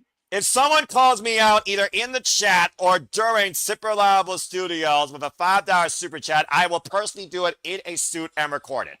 And right now, Kyle Fletcher hooking Speedball Mike Bailey, and right now, planting him with an apron power bomb. I will do you one better. If we can raise $50 for ALS causes, I completely agree. Running kick in the corner. If we can raise $50 for the ALS people for Brainbuster! Brainbuster! Cover for the retirement and Kyle, no! How much do you think? $100? You think we can do 100? Let's do 100. All right, let's go for it. Go all in. Go $100. We get $100. ALS Ice Bucket Challenge live during that stream or recorded. If we get $100 on that stream in super chats, I will have my wife do the ALS Ice Bucket Challenge on me live on stream right then and there. And in September, where we live, it gets kind of chilly. Doing chants right now. It's actually this Red Hot in Arena Mexico, though, Nick. And again, I applaud you. You're very noble for that. And right now, Kyle Fletcher right now is in disbelief that people might Billy was able to survive the Protostar Brainbuster. Now looking to go for broke, much like he did against Brodido with the Tristing top rope Protostar Brainbuster. The same way he won the title. Speedball fighting for life, able to escape. And, oh, man, high kick to the shoulder, though. Kyle right now get a stinger fed in that left arm. And Speedball, what the hell is this? Speedball up high with an avalanche poison rana! Come on for Pete's sake, Speedball! It looks like Speedball's not done yet! He knows it's going to take more than that. He's seen the discipline. He's seen the life. That confidence is willing to go in position on top of a weapon! We got a new champion! We got a new champion! Cheers, people! No! How the fuck did Kyle get a show about that?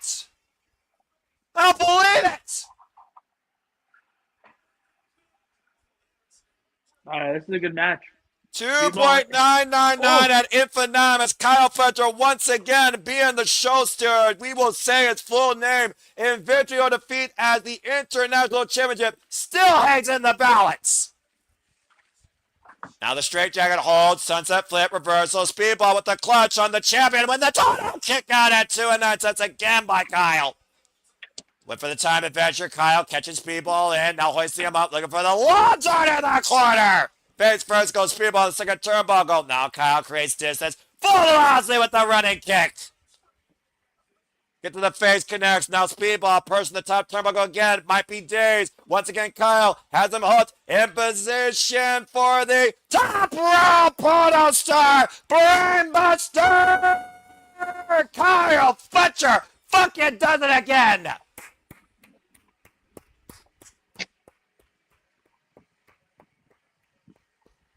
Good on Kyle. Good on Kyle.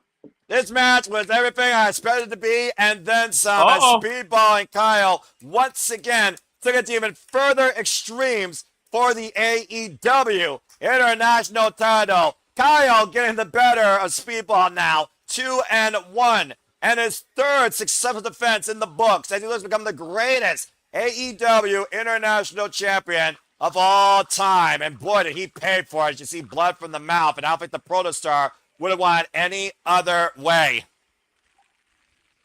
What a freaking match. This young man is amazing. You said yourself, Nick, you got AEW World Champion written all over Kyle Fletcher's future. Look at the continuous. Whoa! I kind of hate how I'm a little bit of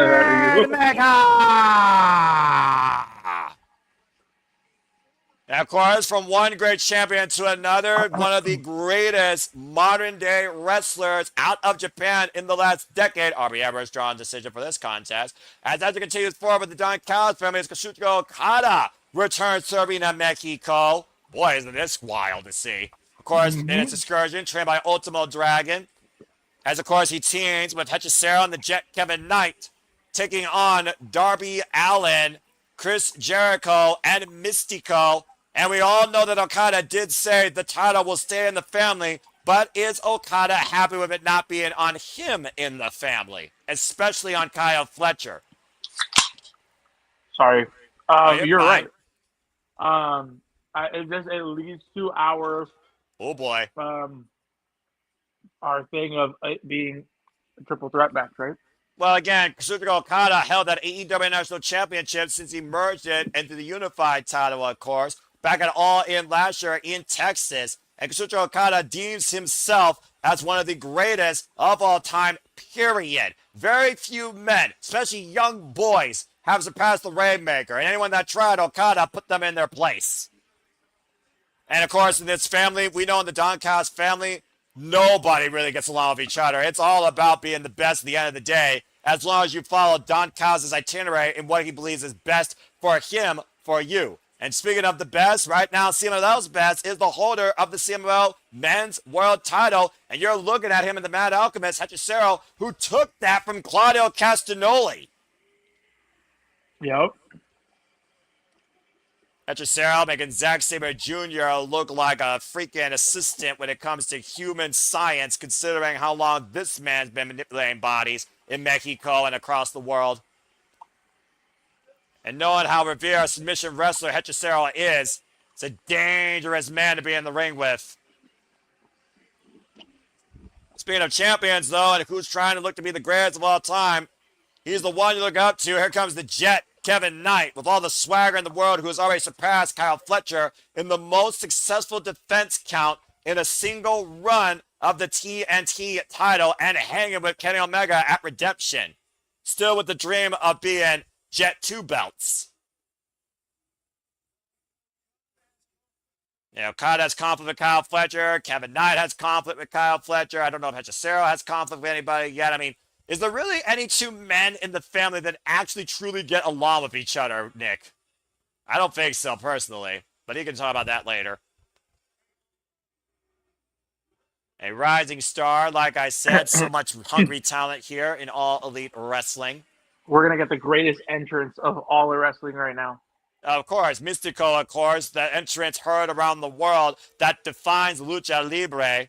Again, I can't sing the song, though, but I know that place is about to go unglued once we hear this theme, if you know what I mean. Hechicero, by the way, has been the CMLL World Heavyweight Champion, now two-time World Champion, for 139 days, and already defended successfully against Jonathan Gresham and Roderick Strong. Everybody sing! Except me, I can't sing. Because I don't know the song.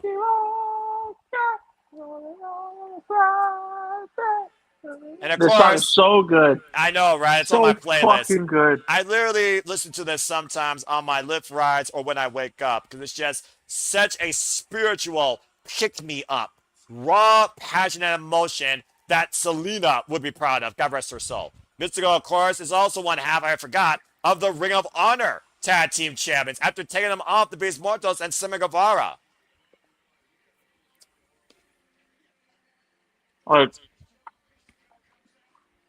Listen to that place, Nick!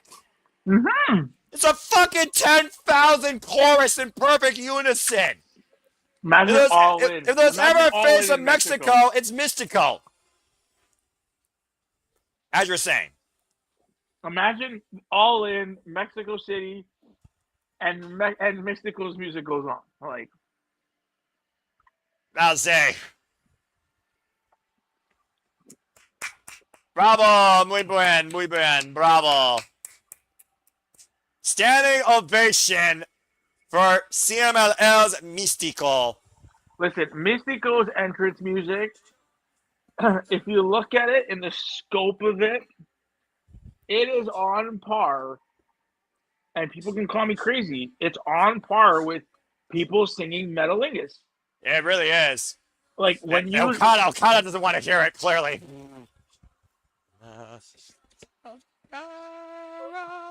That's all you're getting from me. Anyway, believe it or not, by the way, Mystico, folks, right now holds 5 different championships, and 2 of them are CMLL.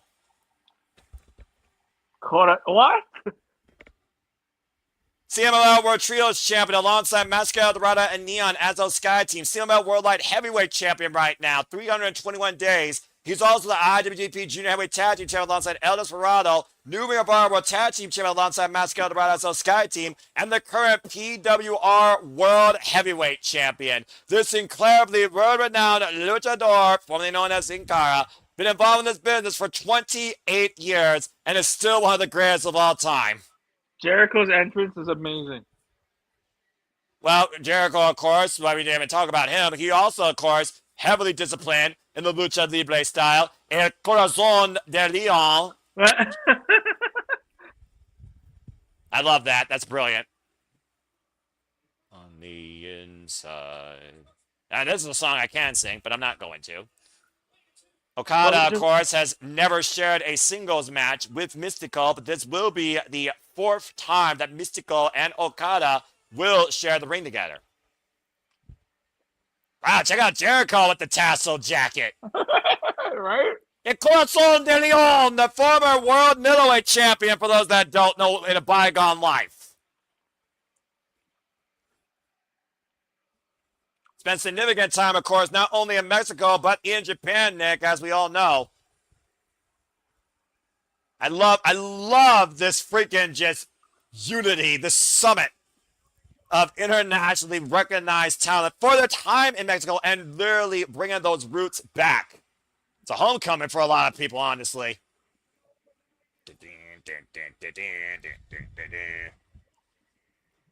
Jericho, of course, has never held a CMLL championship, though, but is a former NWA World Middleweight Champion as Corazón de León. That's the callback you're seeing here, going all the way back, believe it is or not, Nick, 1993.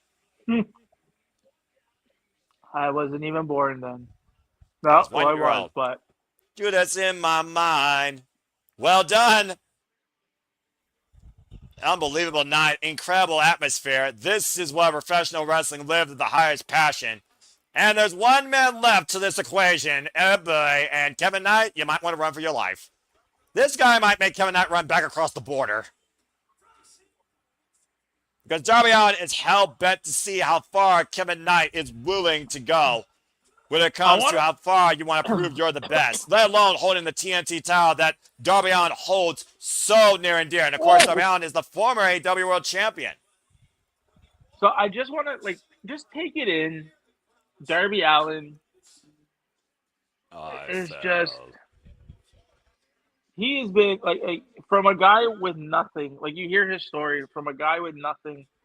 Oh, no doubt. To be where he is just incredible. It's insane. I think it's also the first time we're seeing Darby Allin also in Arena Mexico. Yep, it is. The only time he's ever been involved in anyone from CMLL was literally Forbidden Door at Death's Door. When, of course, CMLL was involved as part of the interpromotional showcase. So this is the first time for Darby Allin, who skates. Whoa, man! Kevin Knight just whacked him the fuck out with a leaping clothesline.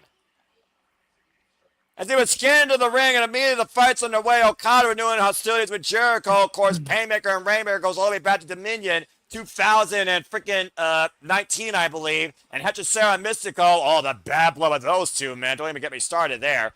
And right now, Darby Allin. Whoa, man, what a bad landing on the barricade. Right in the Darbies. Oh, that might have been the worst bump yet tonight. Makes Shafir actually look soft. Gisera right now squaring up against Mystico. Chris Jericho squaring up against Kazuchika Okada. I cannot believe I'm calling Okada in Arena Mexico. My life is complete. The Doncaster family, right now working very well together here. Aubrey Edwards, good luck, by the way, drawing, of course, the assignment for this match. Kazuchika Okada never held a title in CMLL, but, of course, recognized 7-time IWGP heavyweight champion. And, like I said, former AEW national champion, who currently holds the mark at 316 days and 10 defenses, while Kyle Fletcher has become the greatest national champion of all time. Okada might want to turn around, though, and Jericho with a knife-edge chop. I never thought I would see Jericho and Okada square up again. This is actually interesting. Of course, Ande Leon, inaugural AEW World Champion. I might be saying that all night, actually, during this match. A little bit of a nod back to his gear, by the way, too. Drop kick by Okada. That drop kick, of course, right now, such a difference maker in Okada's repertoire. Kazuchika Okada, by the way, folks, was on excursion through CMLL through the better part of the early 2000s before returning back to New Japan Pro Wrestling to confront the ace of New Japan, Hiroshi Tanahashi, at Wrestle Kingdom, and the rest is history. Mystico right now, still squaring at Gisera. Now Kevin Knight squaring up against Jericho. Irish whip thrown off the rails. Of course, on De Leon with the kick to the midsection. Knife edge chop right now to the Jet Kevin Knight. A swing and a miss. Jam pat to the Raptors here in Arena Mexico. Caught up in the fireman's carry. And right now, big Death Valley driver. And Jericho right now drinking it in, man. And Gisera, of course, also involved, as I talked about earlier, in the Continental Cup. Tag made at Darby Allin, who's legal with the Jet coming out, who immediately scurries away like a rat, or a pussy, and immediately tags out to Gisera, and this is one person that I don't think Darby Allin needs to be in the ring with. Darby Allin right now springing up the top rope, high springboard, deep arm drag against the freaking Alchemist. Cheap shot to Kevin Knight, drop kick. Darby Allin is just so damn explosive. Just sorry, Darby Allin, of course, with his unorthodox offense. Diving gets caught with a drop kick by Okada from the west side. Was looking for the Jet. Instead, the Jet detoured Darby into Okada's waiting legs as this trios match continues. Wrestler Kawhi picture-in-picture. Full commercial on Max. Fuck television. Damn. I mean, Darby Allin's got to be facing the Jet coming out at some point. He's not going to stop till he grounds that Jet once and for all for what he did at Double or Nothing. I'm just saying. No, and I think we got... I'm going to say... I think we get Darby versus Kevin Knight. I think we get it at All In, and I feel like it's going to be a coffin match. You remember the last time there was a TNT title coffin match at All In that involved Darby Allin, right? The damn man was nearly set on fire in the body bag. Yeah, I just... Do you really want that to happen? I'm just saying. I'm just saying.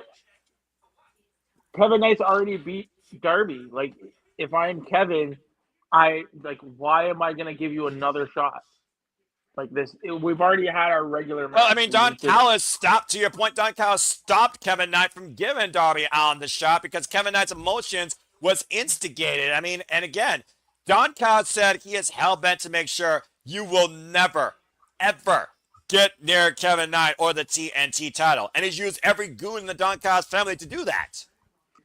But Darby still keeps fighting. This was the problem the Death Riders have. Darby doesn't stop. He's relentless. So you're going to have to put him in his grave. Damn. And Kevin Knight and Darby Allin have already shared the ring on 3 occasions, Nick. And again, the last time Darby Allin did challenge the TNT title because he did get his match, he lost against Kevin Knight back in July. So why? So then there's where lies my point. It doesn't seem like you're doing anything else with Kevin, and it seems like it's with stuck Darby. in a Darby Allin vortex of freaking torturous hunting is what it sounds like you're trying to say. So I mean, what do you're not gonna have a regular match? Not with those two, you aren't. No, you need to have a stipulation match, and I mean you can't You can't do the I'll never challenge for the TNT title stip. You can't. Oh, you do know they're not that. going to do that. Come on now. They got too much pride for that. You know they're not going to do that. So what match do you do? What match is there that you would be comfortable seeing? I think the only one would be a coffin match. I mean, that's fair. And Hechicero and Mystico could be a match in the next anniversary show because those two men go all the way back in their CMLL history to 2015. The last time that Hechicero and Mystico fought over a title was actually over the CMLL World Trios titles. NL Sky Team beat the Don Callis family when they last challenged for them on Collision back in 2025. And of course, the AEW World Trios Championships, Jet Speed Mystico also beat the Don Callis families, El Clone, Hechicero, and Valador Jr. at CMLL Vermes Espectacular. As we are back here at Arena Mexico for AEW Dynamite Grand Slam, and this show has definitely been a Grand Slam. Big Naga by Kevin and Darby Allin. Still to come tonight, Persephone versus Kris Statlander. AEW Trio Champions is on the line. Demand versus Brodido, Hangman and Page. And our main event, Will Ospreay versus Dunkzilla Mark Davis in a Mexico City street fight where all outside parties are banned. No outside interference. Nice springboard across by Mystico, wiping out the Jet. Now, that's just Sarah Okada, though, with the double team attack. And Jericho, for those that don't know, he shared time during CMLL all the way back in the early 90s as El Corazon de Leon, going all the way through 1990, I believe, through 1995. And Mystico, able to escape, take a bunch of hits to the Jet, Kevin Knight. Does the banner, waistlock, via the minds to Cheryl, crashing into Okada. And Tiger Fang hit by Mystico, wiping out the Rainmaker. Springboard, take a bunch of hits to the Mad Alchemist, and Mystico and Fuego. Oh, get to the outside hamstring. Escalera, cutting Kevin Knight. Fuego. Whoa! Beautiful corkscrew, deep arm drag. And right now, Okada trying to slow down Mystico here, just trying to lock Mystico in a waistlock here for that Rainmaker. Great exchange here. Second knee Codebreaker by Chris Jericho, wiping out Okada. And connects flush. I believe Kevin Knight is legal, by the way, for the Don Callis family. Sidestep, second rope, springboard, Moons covers with the crossbody. 2 count. Almost got a TNT title challenger right there. How many more matches do we have? What? How many more matches do we have? 3, dude. 3. This show is Grand Slam, not standard Dynamite. We're going into overtime, and I'm guarantee you this is going to be at least 2.5 hours. And I'm all in for it because this show has been tremendous. And Kevin Knight and Darby Allin now renewing hostilities, just trading bombs here. Standing waistlock exchange, deep roll up, double leg. I thought I was going to go for the clutch. Instead, steps over, possibly looking for the sharpshooter, Scorpion Deathlock. Middle of the ring, Kevin Knight, nowhere to go. Okada, caught the double leg takedown by Jericho. Might be looking for the walls. Can he turn it over? Grabbing the ropes, though. Aubrey focusing on the 2 legal men, though, as Kevin Knight crawls his way to the ropes to force the break. And right now, Okada building out here, realizing that he was in danger of being trapped in the wall, springing it up. Hechicero dropped again. Throat first across the second rope. These matches are always so insane, especially in Arena Mexico. Spring cross body. Hechicero catching Mystico, though. Hoisted up. Fireman's carry. Uh-oh. And now Hechicero up and around and taking over with Hechicero Harris. Wow. And right now, Jericho, Mystico, and Darby Allin gain control of the ring. Chris Jericho going up to the top rope. El Corazon de Leon might show his wings tonight in Arena Mexico! Wiping out Okada! Coffin drop by Darby Allin and Kevin Knight. That just leaves Mystico, who is always one step over the top rope. High cross by Hechicero. On the floor. Good Lord. And this match still going on. I do think Darby Allin and Kevin Knight are legal. And right now, Darby Allin has Kevin Knight right where he wants him, looking for that. Oh, man. Again, the footing wiped out. And the TNT champion, smart strategy here. And right now, got Darby Allin home with the trio well the same way he put him away when he held on to the TNT title and also injured the man and removed him from the Continental Classic last year. Uh-oh. And legs trapped, and Darby Allin once again. History might repeat here as Kevin Knight looks to soar from the west to east, coast to coast. Intercepted with a Judas effect. Okada, whoa! Went for the drop kick, but Jericho caught Okada running in. Looking to step over into the walls. Now Mystico sidestep up and around. La Mystico takedown. on the CMLL World Champion. Coffin drop by Darby Allin to Kevin Knight. Cover 2, and Darby just pinned the TNT champion. So something got to give now with that win. Oh, no doubt. And also Mystico, I think he tapped out at the Cero, which means Mystico might have put himself in the driver's seat for the CMLL World title. A hell of a match in return for El Corazon de Leon, who has not been involved in Arena Mexico since 2024 when Mystico beat Chris Jericho in a 2-out-3 falls match. What a great win. And there's no doubt Darby Allin reminding Kevin Knight that I will pursue you to the end of time, because how far are you willing to go? You haven't shown me how far yet. Hell of a homecoming, though, for Corazon de Leon, Chris Jericho, and a first time in Arena Mexico for Darby Allin.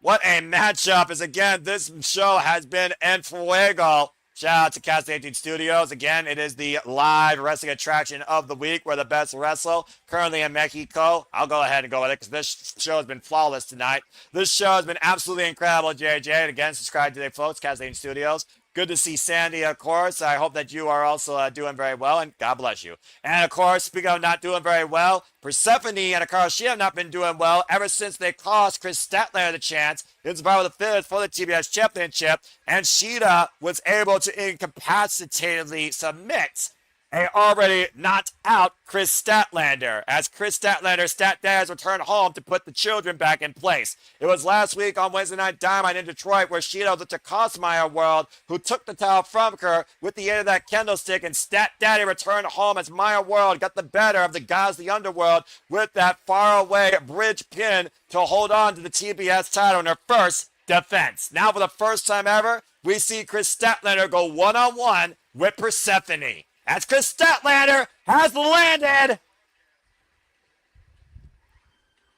Because that's where it's at, damn it! With the highest win record in AEW history, the former TBS and AEW Women's World Champion and Pro Wrestling Eve International Champion, 88 division wins in Kris Statlander's illustrious career. And if fans, you are watching Grand Slam Mexico AEW Dynamite as we hit overtime. Thank you so much for tuning in. I hope you are enjoying. If you haven't already, please like, share, subscribe, comment, tell a friend. If you want to get the conversation, super chat, pay by the passions. It's as simple as that. And of course, stay tuned for continued watch-alongs, interviews, shenanigans, and coverage here at the Speedball Studios. Follow us today at SR Studios 2024 if you're tuning in for the first time. Oh boy. The goddess of the underworld, the CMLL Women's World Champion, Persephone, the Black Widow of CMLL, who just came off a successful defense against Tessa Blanchard for that title. But Kris Statlander and Persephone have never gone in the ring against each other. Two powerhouses, buddy. Can't deny. This is where the power lies. This is the most powerful women's division in the business, bar none. And I mean power in quotes. Continue. No, it is. It is. Pound for pound, I think these women really bring it. And there's La Mera Mera Rosa, of course, the Mexican National Women's Champion, just recently won that title. Watching on from ringside, it's got to be so proud to see how far the growth of Persephone has come. Persephone, by the way, folks, 25 years of age, involved in this game for 10 years. Bell rings, we are underway for this first time ever matchup. 54-day reign so far as the CMLL Women's World Champion. Connell tie up here with these two powerhouses. 153-day reign, excuse me. Currently has 4 successful defenses against Tessa Blanchard, not once, but twice. Billy Starks and Lacey Lane, ever since being Mercedes Moné for the CMLL Women's World Championship back in March. It's a stiff kind of a tie-up here until the tape to Nick's point. Equal size, equal build here for both these athletes of sorts. Kris Statlander involved in this game for 9 years out of Creative Pro Wrestling Academy. Deep arm drag takeover for Persephone here. And as I said, former AEW Women's World Champion, AEW TBS Champion, and Eve International Champion. So I don't know if you noticed, Stat is getting booed. Well, you gotta remember, Kris Statlander, she's the away team. Persephone, she has been made and defined in Arena Mexico. And Kris Statlander doesn't give a damn whether she's your friend or foe. She's just gonna bring her best forward to you because that's what Kris Statlander does. You could ask anybody like Chloe Zero back in France when she was booed out of the building. You could ask Pro Wrestling Eve when she won that Eve International Championship from Nina Samuels. Then again, Nina Samuels is universally hated. But Miya Yamashita took that title from Kris Statlander at Eve 150. Big boot. And I'm pretty sure that's not the last time we see Kris Statlander. And Persephone, what a clothesline! Driving Persephone over to the floor. And again, it goes back to that bad blood. Kris don't give a shit what you think. That's why Stat's where it's at, damn it. But she also is out to prove exactly why she is one of the best. Pendulum! Moonsault off the apron to the floor, winding out Persephone. You may not like her, but you damn sure best respect her. Hardest worker in the AEW Women's Division, in my opinion, despite the fact she's dealt with 600 days on injury with double knee surgery. ACLs are no joke.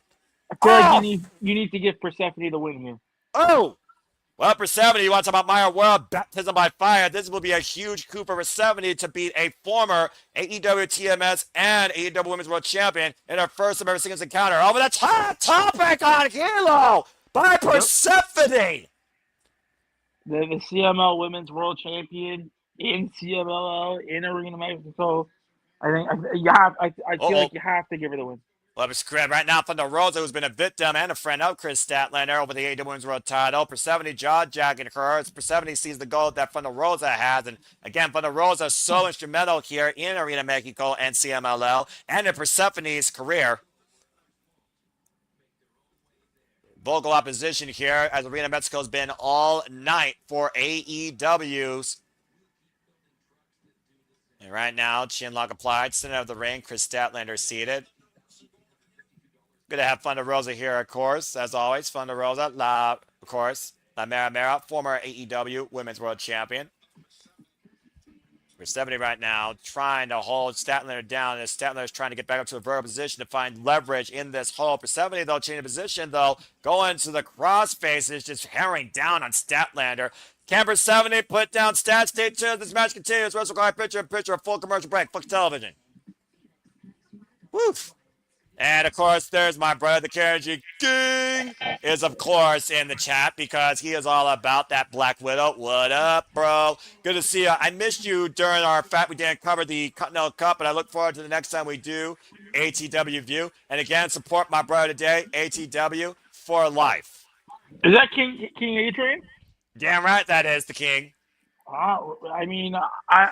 He wouldn't be anywhere else besides watching AEW on a Wednesday night. So God bless him for actually dropping it in the chat. As me and him used to do this ad nauseum. But prayers are our passions, mentality, mindsets, and just, you know, the way that streams work sometimes. And our own commentary that sometimes collide over each other. But I love you, brother. And I hope that you and your family are doing well. Appreciate you always, man. Again, ATW for life. Well, and JJ here with the nugget before I let you speak. Apparently, Statlander is taking on WID Evolved Talent Marcus Mathers tomorrow at 20 Years of Bad Boys show. Again, Stats where it's at. Global trendsetter, globally disciplined. No, I was gonna say. I came into the crew and into the family. You know, when we still had the old intro, and King Adrian was on the intro. So I would love to kind of mix it up with an OG like him.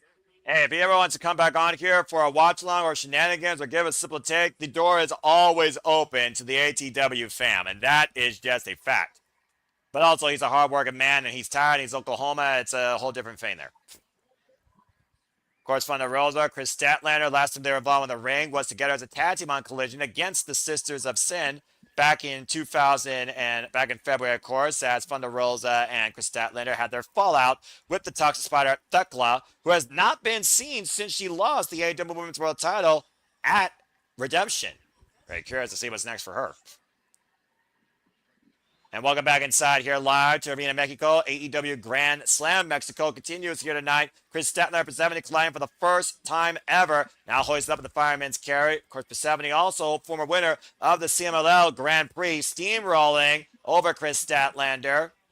Previous challenges of Athena's Ring of Honor Women's World Championship, springing up the second rope. Moonsault, but took too long as Statlander tried to get out of the way. Again, did you take enough out of Statlander, though? Oh, man, gutbuster over the knee. Ready to really work Persephone with the gut-wrench suplex release. The leverage playing such a factor here with these two statuesque powerhouses. And right now trying to push forward here, running uppercut. Big knee, side of the head of Persephone. Of course, if Statlander wins, she could put herself in the hunt maybe for the CML Women's World Championship. Drive! Persephone down, Mr. No-Go driver! Kick out at 2 by the Black Widow. Able to raise that left shoulder up. Thunder Rosa, of course, for those that don't know, that is the Mexican National Women's Championship. She's held that now for 6 days after winning it at Viernes Espectacular against India Sulix. Get to the midsection right now, and Persephone trying to hoist up Statlander, possibly for that razor's edge. Statlander able to get out of the way, though. Picks the leg. Nice takeover. Counter. Hooks the arms. And wait a minute. Has her in the crucifix. Seatbelt pair. Oh, almost got her there. And Persephone able to escape, though. And I figured all again took the displacement of the weight. Wiping out Statlander with running lariat. Just throwing everything she has through Statlander there. Yeah, it was messy, but it was effective, Nick, nonetheless. Persephone right now needs to keep on charging forward. She's going to beat Kris Statlander here in front of her countrywomen. Persephone with the open palm strike here. Oh, and Statlander in kind. These two are no strangers to riling one another up, including themselves. Open palm strike exchange right now between Kris Statlander and Persephone. Kris getting the better of the exchange, lining up the CML Women's World Champion. Big super kick, though, by Persephone. Push Statlander up to the ropes.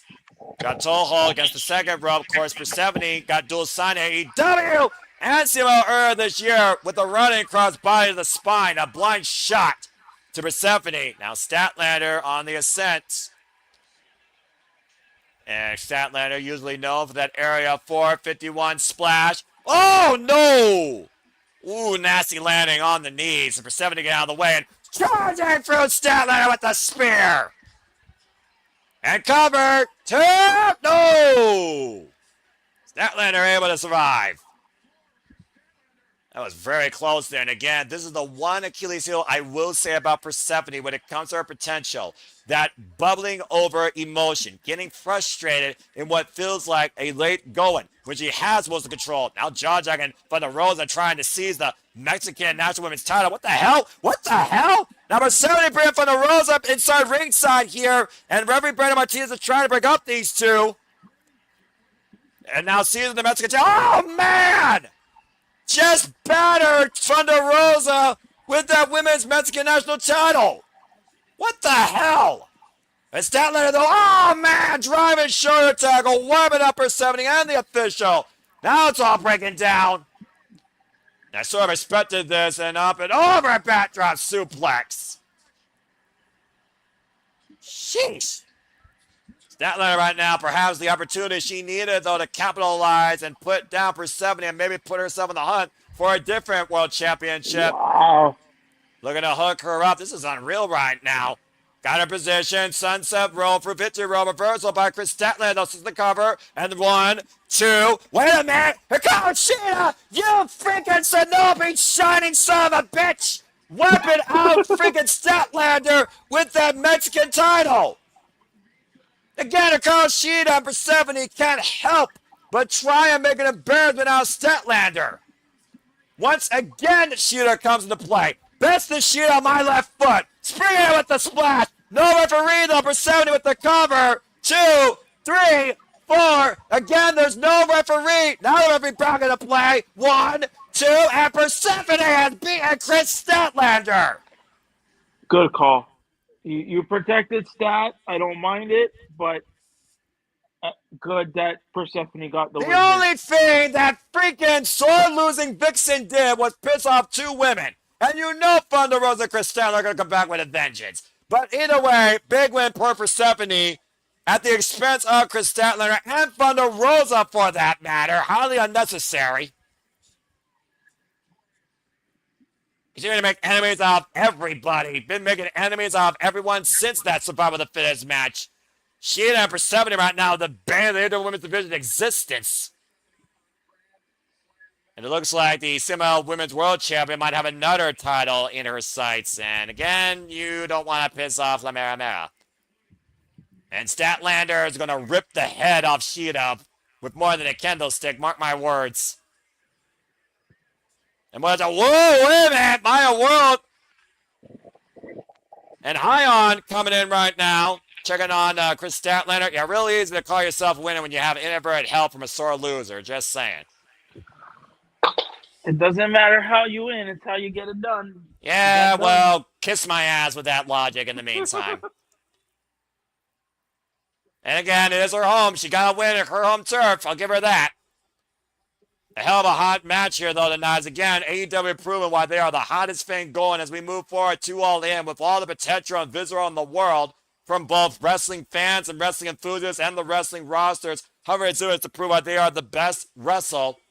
And, of course, we still have so much more, because coming up next, I believe, is our semi-main event, because, of course, our main event will be Will Ospreay and Duxilla Mark Davis in a Mexico City street fight. It was last Wednesday where Mark Davis says that he has been chomping at the bit to break Will Ospreay, to settle a score now that Mark Davis and Will Ospreay are 1-1. Last week on Collision, we saw Mark Davis try to get the better of Will Ospreay, if not remove him from the all-in equation. A fight broke out all over the Masonic Temple, including that pile driver and Roppongi Vice trying to be there for Mark Davis to hit the freaking final nail in the coffin.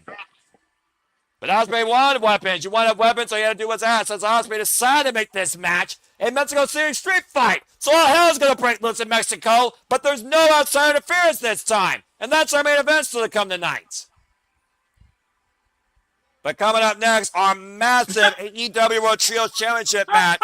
Hangman Page and Brodido, and, of course, Brody King challenged the man, Ricochet, Bishop Contoliona. The trio titles are on the line coming up next year at Grand Slam Mexico. Here we go. Talk about another freaking homecoming song. Ooh. Yes, I love the intro. The Mariachi Band. And of course, we know that Hangman Page has nothing but huge respect for the people of Mexico. Bilingual, former tobacco farmer, of course, knows the hard working class. Love it. Ole! This is awesome. You know what? Hell of a return. They don't disrespect, like, them coming to Arena Mexico and doing CMLL, or like being here. They're really good of respecting the Mexican culture and not disrespecting the fans. And what a crazy concept. You know, Arena Mexico is a sacred ground for a lot Lucha of people. Libre. There, right? It's the oldest ground for Lucha Libre. So they really, I'm glad that they don't, that they treat it with respect, which is nice to see. And of course, Hangman Page, who no longer has own moral merit, can challenge the WWE World title. Said on Collision a few weeks ago, I don't know necessarily what a Hangman Page outside that is, but I can't wait to find out, and I know you all will be along with me for the ride as we ride tonight to Grand Slam Mexico as the AEW Trios title is on the line. A title very familiar to Hangman and Page, of course. And of course, the only reason they got the Trios Championships is because of this unique agreement they've made with the Lethal Twist. It was a blind run-in by Blake Christian with a blind shot to Orange Cassidy that cost the conglomeration the AEW Trios Championships as they held on to that gold since freaking Dynasty when Kyle O'Reilly returned home and we're finally commanding champions. Now Ricochet once again would go to AEW. And finally, Bishop Contoliona have their first piece of gold in AEW. So far, once a self-defense against the Rascals this past Saturday on Collision. The hell of a formidable trio, though, I will say that. Yeah, but there's somebody missing, and it's not. Give it to Bandito for being a part of this with Brody King, with Brodido. Yeah. But I think it's time. I think we're getting Brody. I think we're getting Buddy back. I can see Buddy coming back here.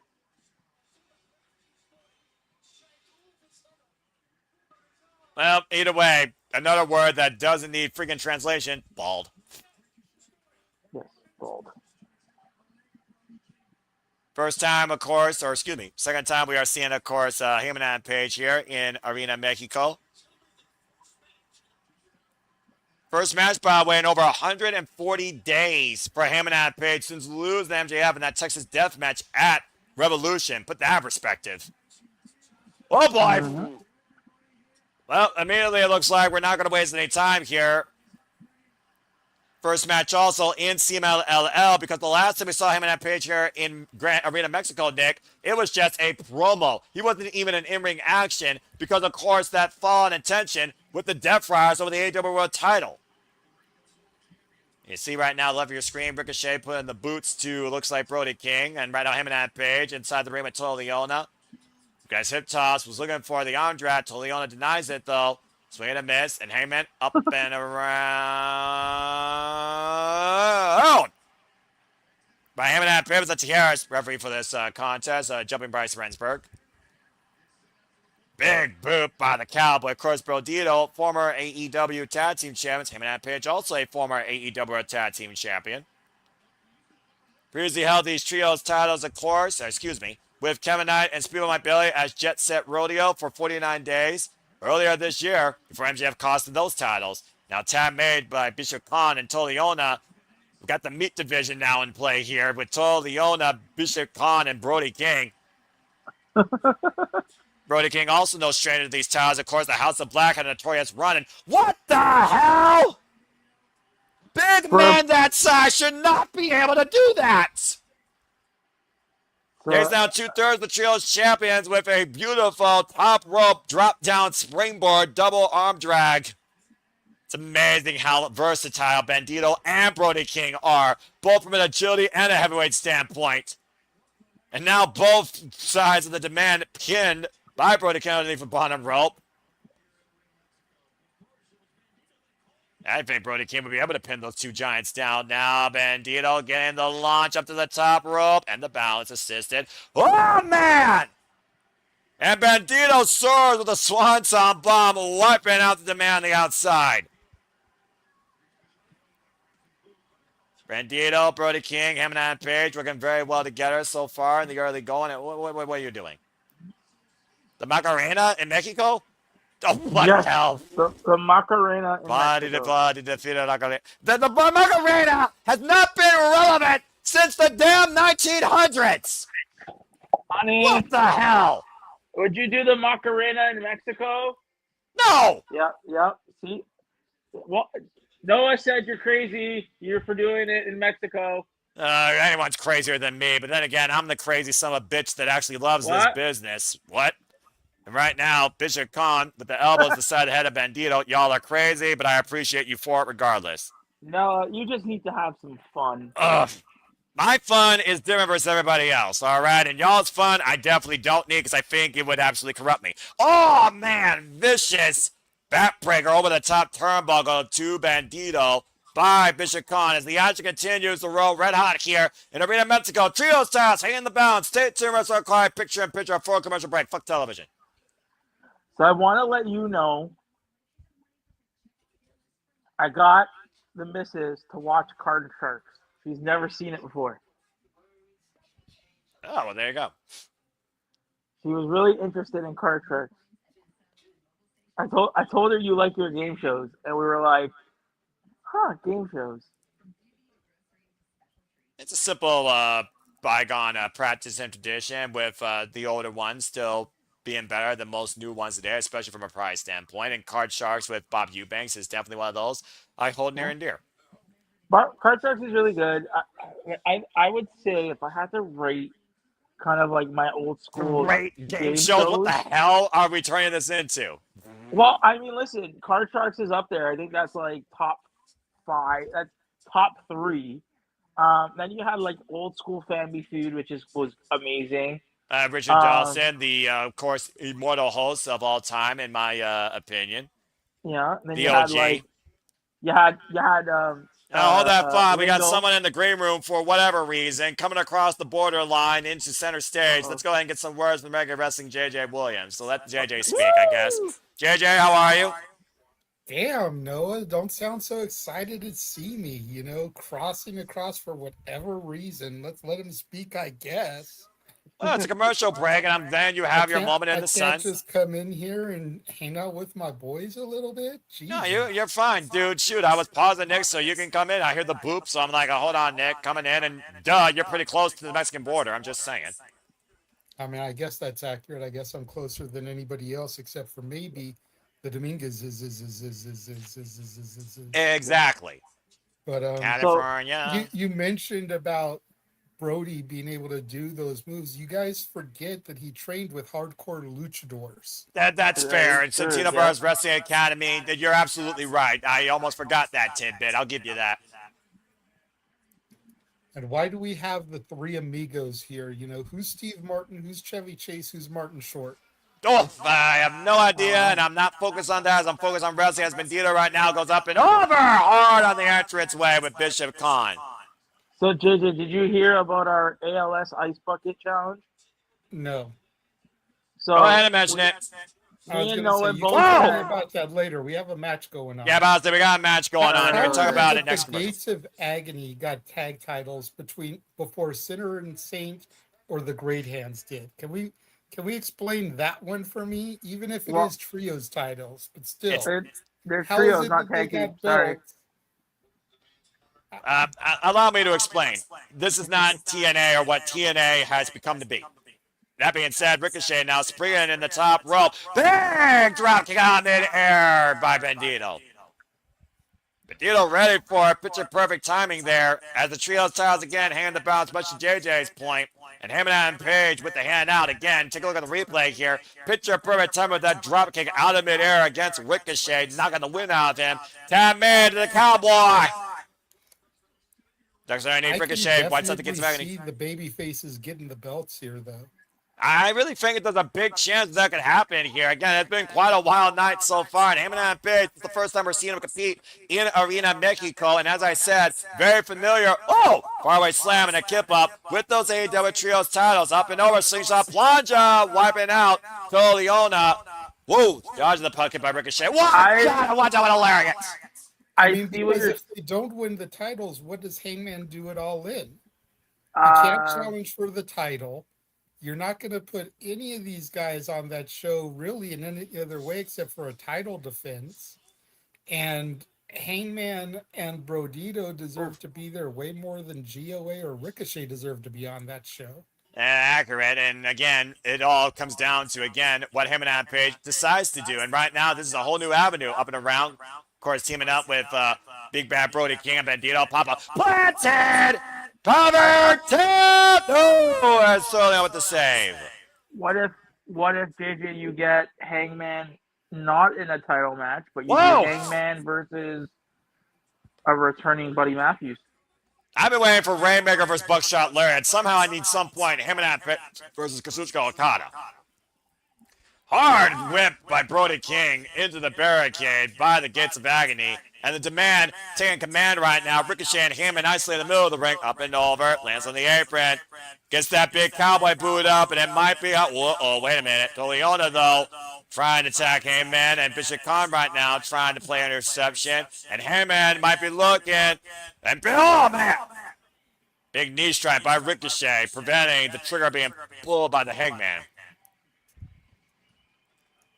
I can see a returning Buddy Matthews here. Maybe costs the baby faces the title, costs the baby faces, and then maybe you do, Buddy gets pissed off because everybody's, taking his spot, and it'd be Buddy Matthews versus Hangman Adam Page.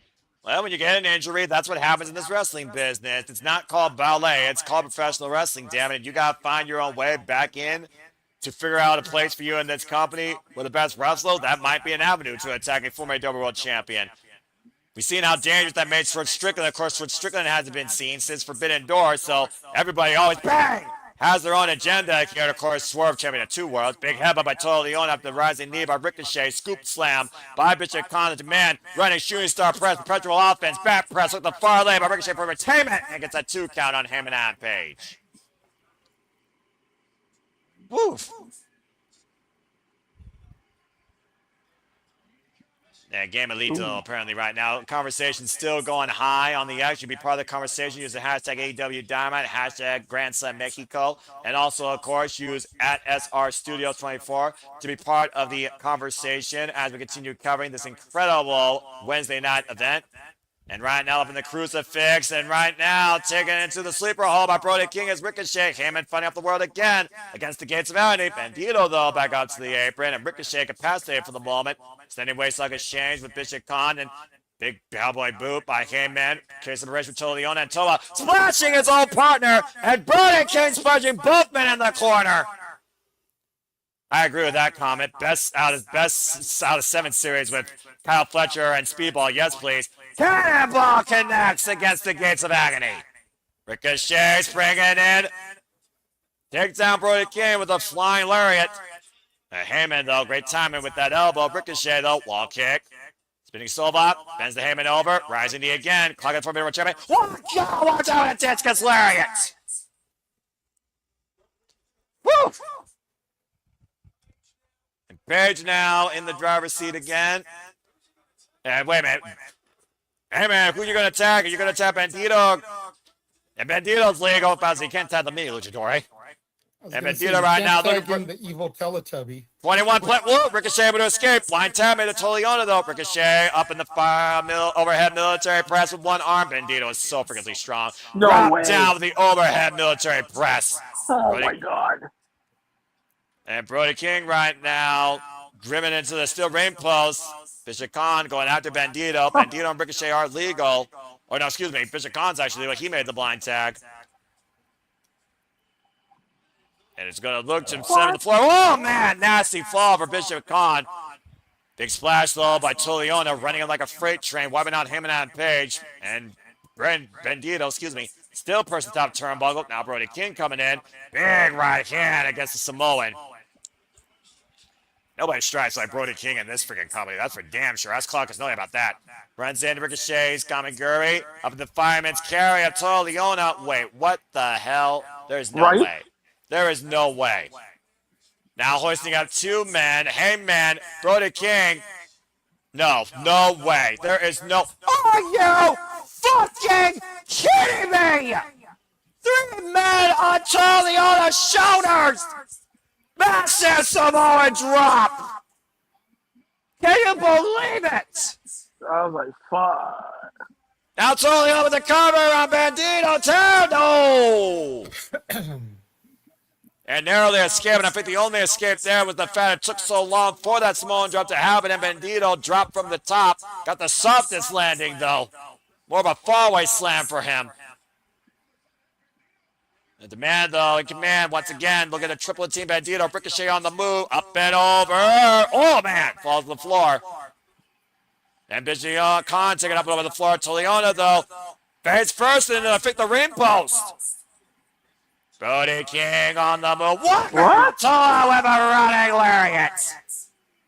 And Brody King is not done yet. Top right, so let's see the woman out. Ricochet and Bishop Khan. Back inside the ring, Bandito, the legal man, the Ring of Honor World Champion, look to show his hand as the dealer might get the jackpot, looking for the 21. And Toliona holding on to the second rope for everything he's worth. Oh, big cow with the side of the head. Deadlift, and Toliona still fighting back. Wait a minute. Oh, hey, man, no way. Running forward. Box shot, Lariat, 21, blocks 2. And Brodido on the new AEW Trio Champions. Called it. What the fuck? Sorry, Nick, you're not as good of a fantasy booker as I am. Why, though?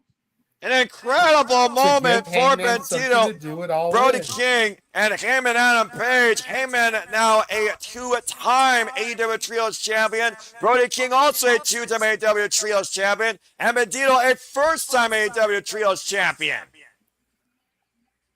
And do they get a mini title for the little Teletubby there? Yeah, apparently that little CMLL wrestler just his own entity. Congratulations, though, to Brodido, Hangman Page, and Brody King! You know, get him like one of the little foam ones like you buy at Target or Walmart.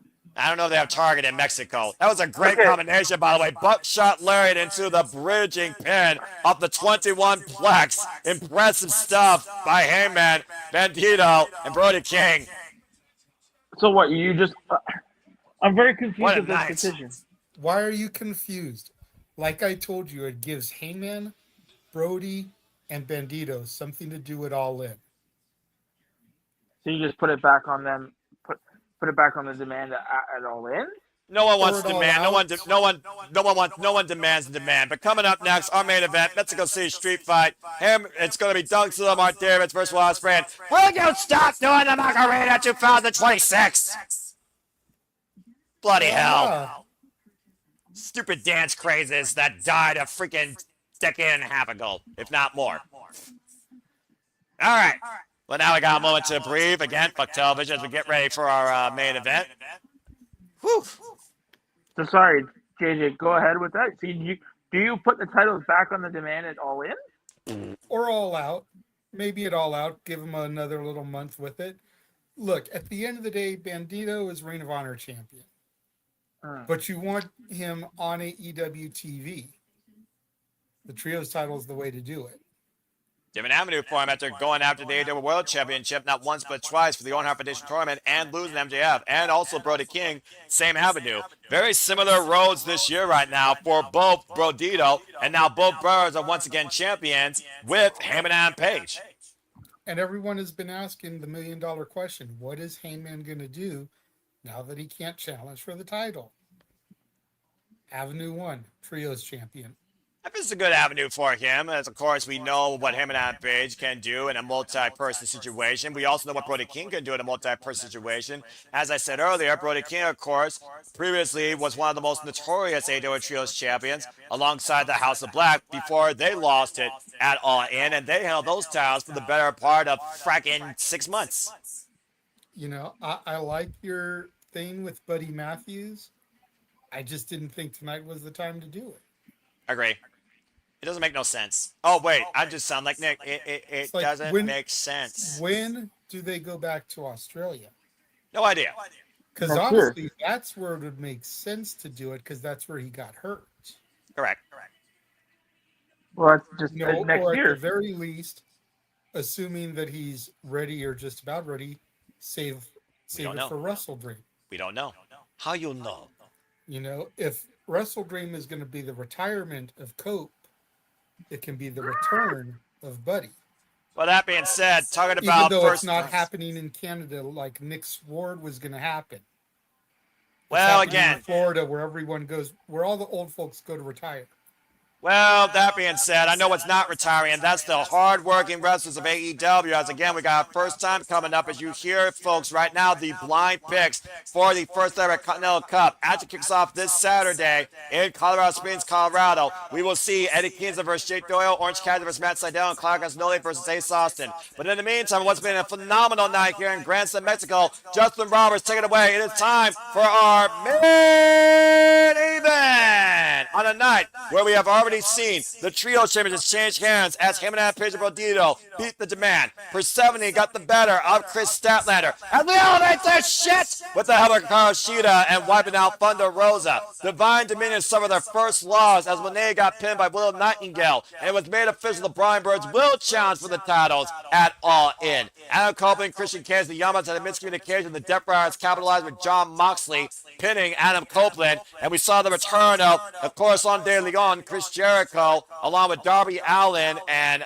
freaking Mystico, get the win against the Don Callis family, and Speedball My Billy was failed to capture the AEW International Championship against Kyle Fletcher. It all comes down to this insane main event. The Bruv Will Ospreay ahead of All In, looking for no reprieve Dunkzilla, Mark Davis. One more time, the rubber of these two men. And this time, it's a Mexico City street fight with no outside interference as Will Ospreay looks forward towards Wembley Stadium to achieve a dream for his country. And a 10-year mountain he's been climbing to finally seize the AEW World Championship. And speaking of the AEW World Championship, MJF also returned and made his declaration that he will challenge whatever it takes for that title, no matter who wins it, and will be involved next week in Las Vegas in the spot number 2 opportunity match for the Casino Gauntlet after decking Andrade Elo earlier tonight and taking back his Dynamite Diamond ring as Andrade won the number 1 spot.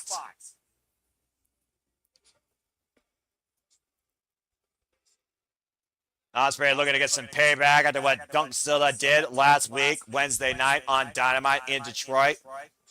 And truly is his own man free once again. No Death Riders, no backup, no bruvs. Just him and Dunkzilla. This is going to be dangerous. Here we go. These two monsters. And freaking Mark Davis looks like he still hasn't shaved or bathed ever. Of course, the last time that, of course, these two men faced off, he holds the last singles win over Will Ospreay. Back in April, we almost put him back on the injury reserve. And Paul Turner, senior official for this contest. And it looks like we're not going to wait. Whoa, my God, that chair just flying. And right now, Mark Davis and Will Ospreay on that elevated entranceway. Dangerous territory already here for these two men. Taking Ospreay back inside with a clothesline. Of course, Ospreay won his chance to finally go all in after being Swerve Strickland for the first time in AEW and for the better part of a decade.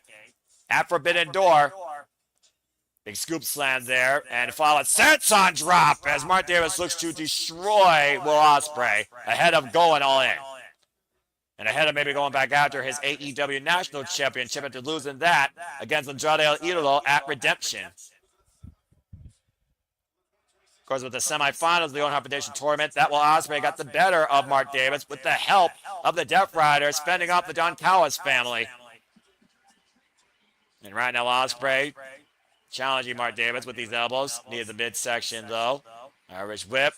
Incredible atmosphere all night here by Arena Mexico, by the way. Muy bueno by this all-elite fleet capacity crowd on hand in this incredible venue. Once again, welcoming AEW with an open door policy as their guests. Will Ospreay right now looking to get fired up over the top of the plunge. Wiping out Dunkzilla against the barricade. And Mark Davis, though, able to keep his feet up underneath him, though, didn't fall backwards. Kudos to him, though. Shows that, of course, resilience. Of course, these men go all the way back to United Empire days and during the pandemic. Everyone's pissed off at Ospreay now. Death Riders, his own freaking family, United Empire. The only one probably not pissed off at him is his own wife and son. And that's probably all he needs, honestly, right now in his pursuit to achieve at Wembley. What was Ospreay looking at here? Is that a tire? That is a tire. Okay, I'm not sure what vehicle that came from. Is that Wheelson? Well, you guys Is keep freaking talking about this being the rubber, right? Well, I mean, yeah, but I didn't think we were going to put rubber to the road off or to either man's body. Kicked to the midsection. And now Ospreay planted on that tire with a scoop slam. Ouch. That's not going to feel good reverberating across your damn back and neck. Meh. For a moment, I thought that was Wheelson. I thought Clark Connors brought that from America or from Japan. Irish whip. Mark Davis sent into the barricade. And up and over. Ospreay lands on his feet, though, catching it with a big elbow. Creating distance. And Ospreay right now, what is Ospreay thinking of doing here? Is Ospreay thinking is the better question. Yeah, you know what? Sometimes I think Ospreay just does stuff, to your point. Springing up and over! Over the barricade. Perfect. Cannonball senton. Cat-like agility. That's only what Ospreay can do, as I question how the hell does he keep doing this. Take a look at the replay, folks. Again, springing up, forward. Cannonball senton, wiping out Big Dunkzilla Mark Davis. Of course, the only way this match can end be a pinfall submission inside the ring. This is not false count anywhere. Now bringing another steel chair into play, and Ospreay, pit, cherry, with a phenomenal forearm. Now the cover, lateral press, and gets a 1 count on Mark Davis. You know how we talk about and call Obafemi a bad motherfucker? Yes. Osprey's a crazy motherfucker. I think I like Ospreay more for that because it means that he has a deeper repertoire and he's also willing to go further. As I've seen so much in his career since Rev Pro and since his time in New Japan Pro Wrestling, that this man will literally break his body for this business and put his own neck on the line. Swing a minute, swoop, and spring corkscrew kick to the chair to Mark Davis. Aiming for the head and swung and missed and paid for it. Ospreay, though, still favoring the smaller lumbar here. Of course, all that neck conditioning, training, and discipline and conditioning by the Death Riders and Maria Shafir is what helped Will Ospreay with this second chance on finally becoming the ace of AEW in less than 30 days. Look for the takeover to Harris, but Mark Davis just too strong. And oh, gosh! Power bomb on the apron. And he landed on his shoulders there. I don't think there's any good landing, but I suppose the shoulders is better than your lower back or the back of your head and neck. And now we got three more chairs I'm trying to come into play. Multiple chairs and a trash can. At least a plastic trash can, unless there's something in it. And Mark Davis looking to take out the trash. Oh, gosh! Yeah, he just whipped it right at him. Yeah, no kidding. Good grief. Just wiping out Ospreay in the head with that damn trash can. Freaking flyer miles for that thing. And now hoist him out. No. Oh, man! Ospreay thrown onto a fan! Yeah, that's fucked up.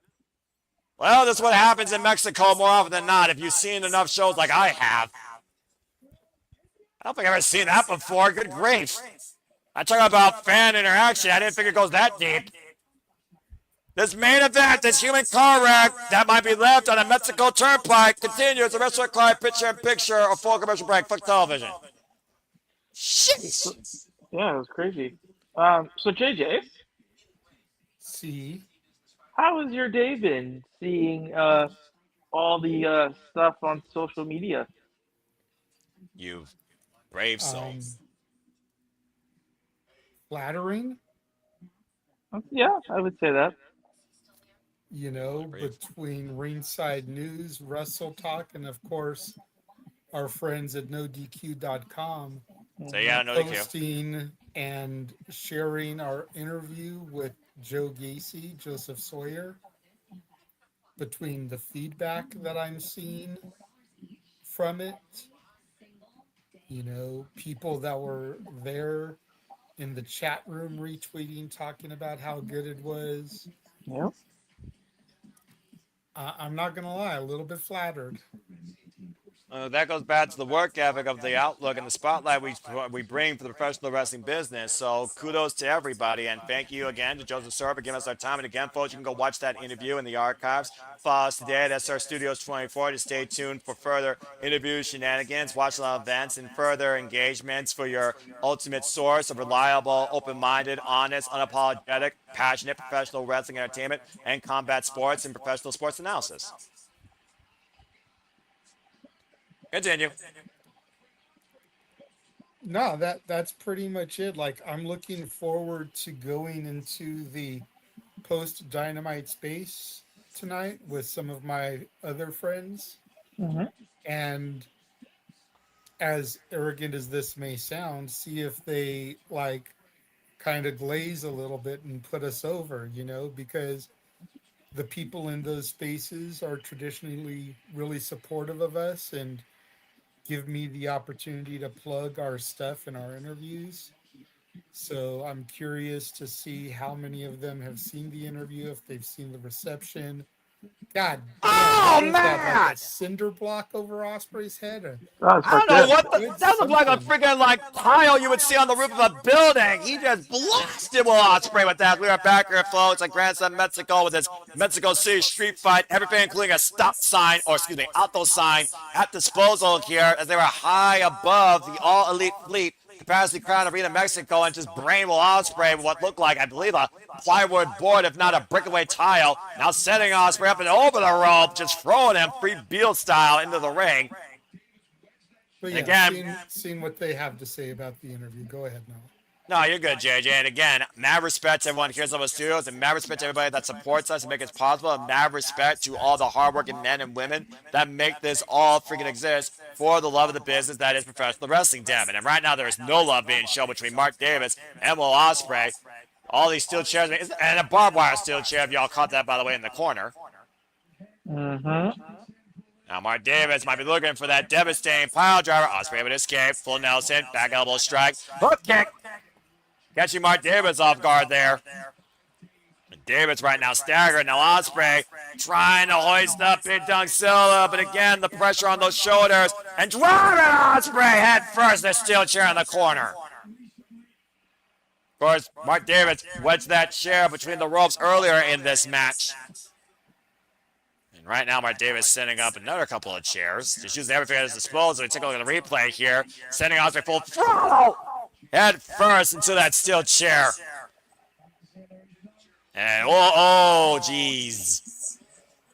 Yeah, we got a gusher here. We got red. I repeat, we got red. First time here in Mexico, at least on this show. Definitely not our first time as far as I've watched CMLL. I guarantee you that. And again, this is what Ospreay asked for. He turned this to a Mexico City street fight. He accepted Mark Davis's challenge. Call it foolish. Call it arrogant. Call whatever you wish, but regardless, whatever happens here, it's still right now on the marquee that Ken Omega will defend the World Championship against Will Ospreay at Wembley Stadium. Now, conditioning of Ospreay remain to be seen. Hard chair shot to the back. Blood just trickling down right now. He bleeding. He bleeding good. And the blood right now, that stinging, searing, burning effect across Will Ospreay's right eye. Is that a fucking fork? That's a fucking fork. Oh, bloody hell. Ah, gosh! Just carving away at the open wound.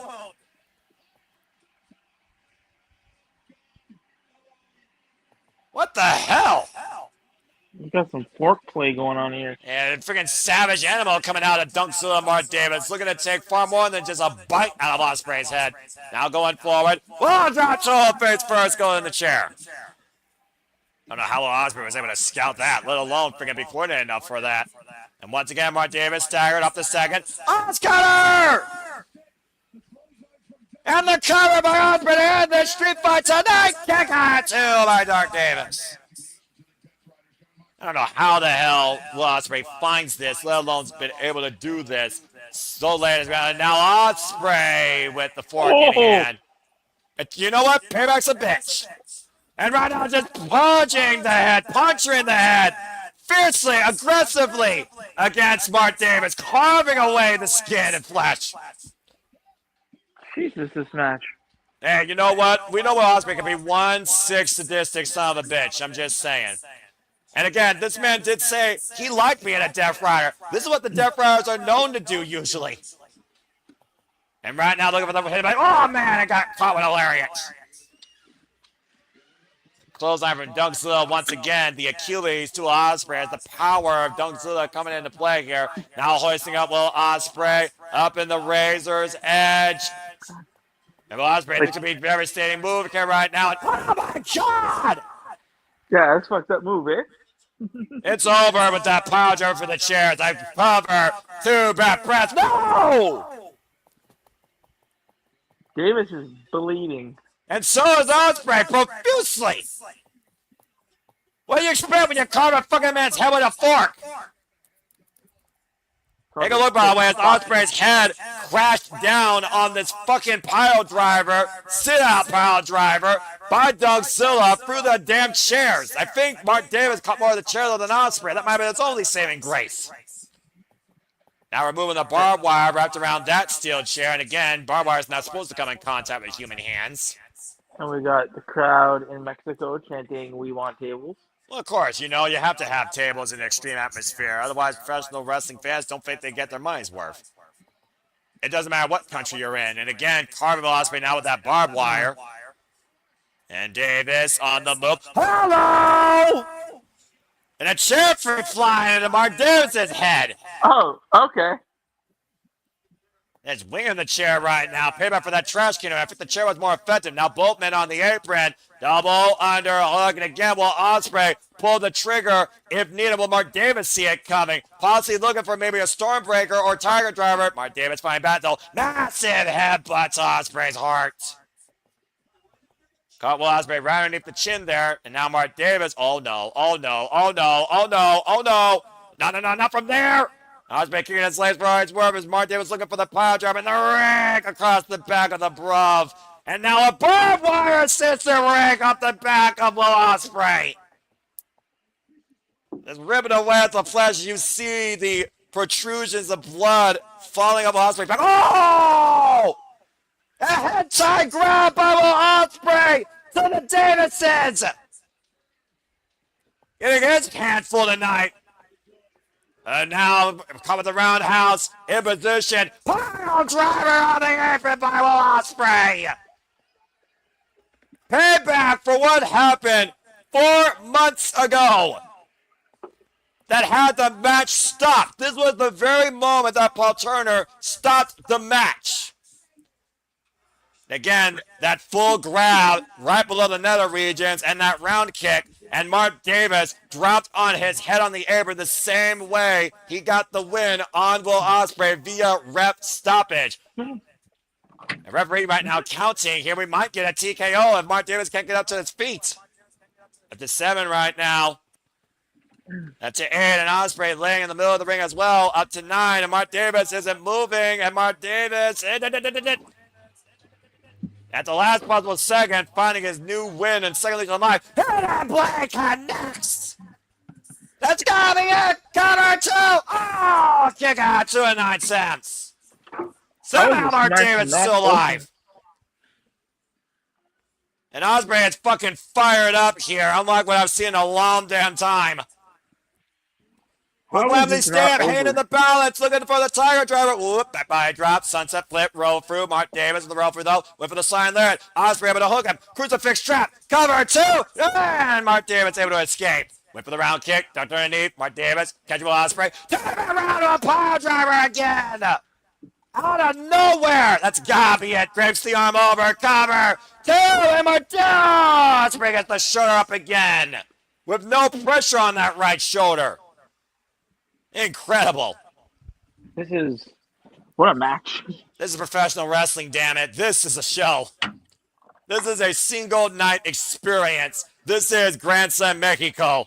And right now, again, Mark Davis staggering back up to his feet, wrapping his arm in barbed wire, looking for a layer of lethal proportions that might be the depth note to Will Ospreay in this rivalry. Rebound off the ropes, on the run, on the move, up and around Ospreay, catching Mark Davis, hooking him up. How the hell does he do this? Look at his step forward, hooks one arm, hooks the other arm, Styles Clash connects. Shoots the half, Ospreay with the cover 2, and oh, kick out 2 and 9 cents again. Oh my gosh. Ospreay, oh damn, Ospreay driving down Mark Davis with these exposed elbows. Vicious, relentless, violent assault. As John Moxley said that Will Ospreay might be the most dangerous he's ever been. Now wrapping Mark Davis's head with that barbed wire and raking across the eyes. Ospreay with no compassion shown. Explodes and Blake connects with barbed wire's assist. The cover 2. Will Ospreay fucking wins. Yeah. And it's 10:52, so there's seems like something's gonna happen. What the hell did happen tonight? That was a fucking barbaric clinic. Well, I think they're gonna, like, it has to, like, something might happen.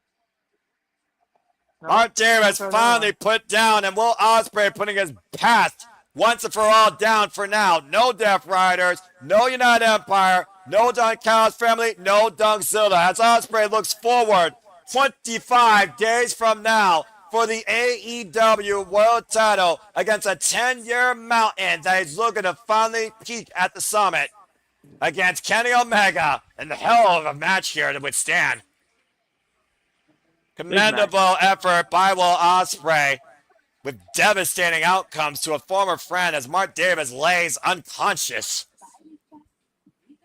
What a way to encapsulate a tremendous night of action with new AEW Trios champions, further escalated developments for the AEW Women's Division, additional all-in additions to come, including the number 2 spot for the Casino Gauntlet, as we now look towards the Continental Cup. Again, first round action this Saturday. Claudio Castagnoli versus the inevitable Ace Austin, Colorado Springs, Colorado. First Squeeze Orange Cassidy versus Matt Sydal. And the first ever Continental Crown holder, Eddie Kingston, will take on Jake Doyle. That is all this Saturday night on Collision. As we keep moving towards All In, we went All In tonight in what truly was a grand slam below the borderline here in Arena, Mexico's Will Ospreay stands strong up at the end of the night. For the regular Judge Wins, for Nick, I'm the Swindle Foster. Remind you, this is where the best wrestle. Thank you all for tuning in. Until next time, we're on your screen or in your YouTube feed. Make a positive impact in life. Have a good night. What a grand slam in Mexico tonight, courtesy of AEW Dynamite. Let's cut the fucking feed. Cut the feed.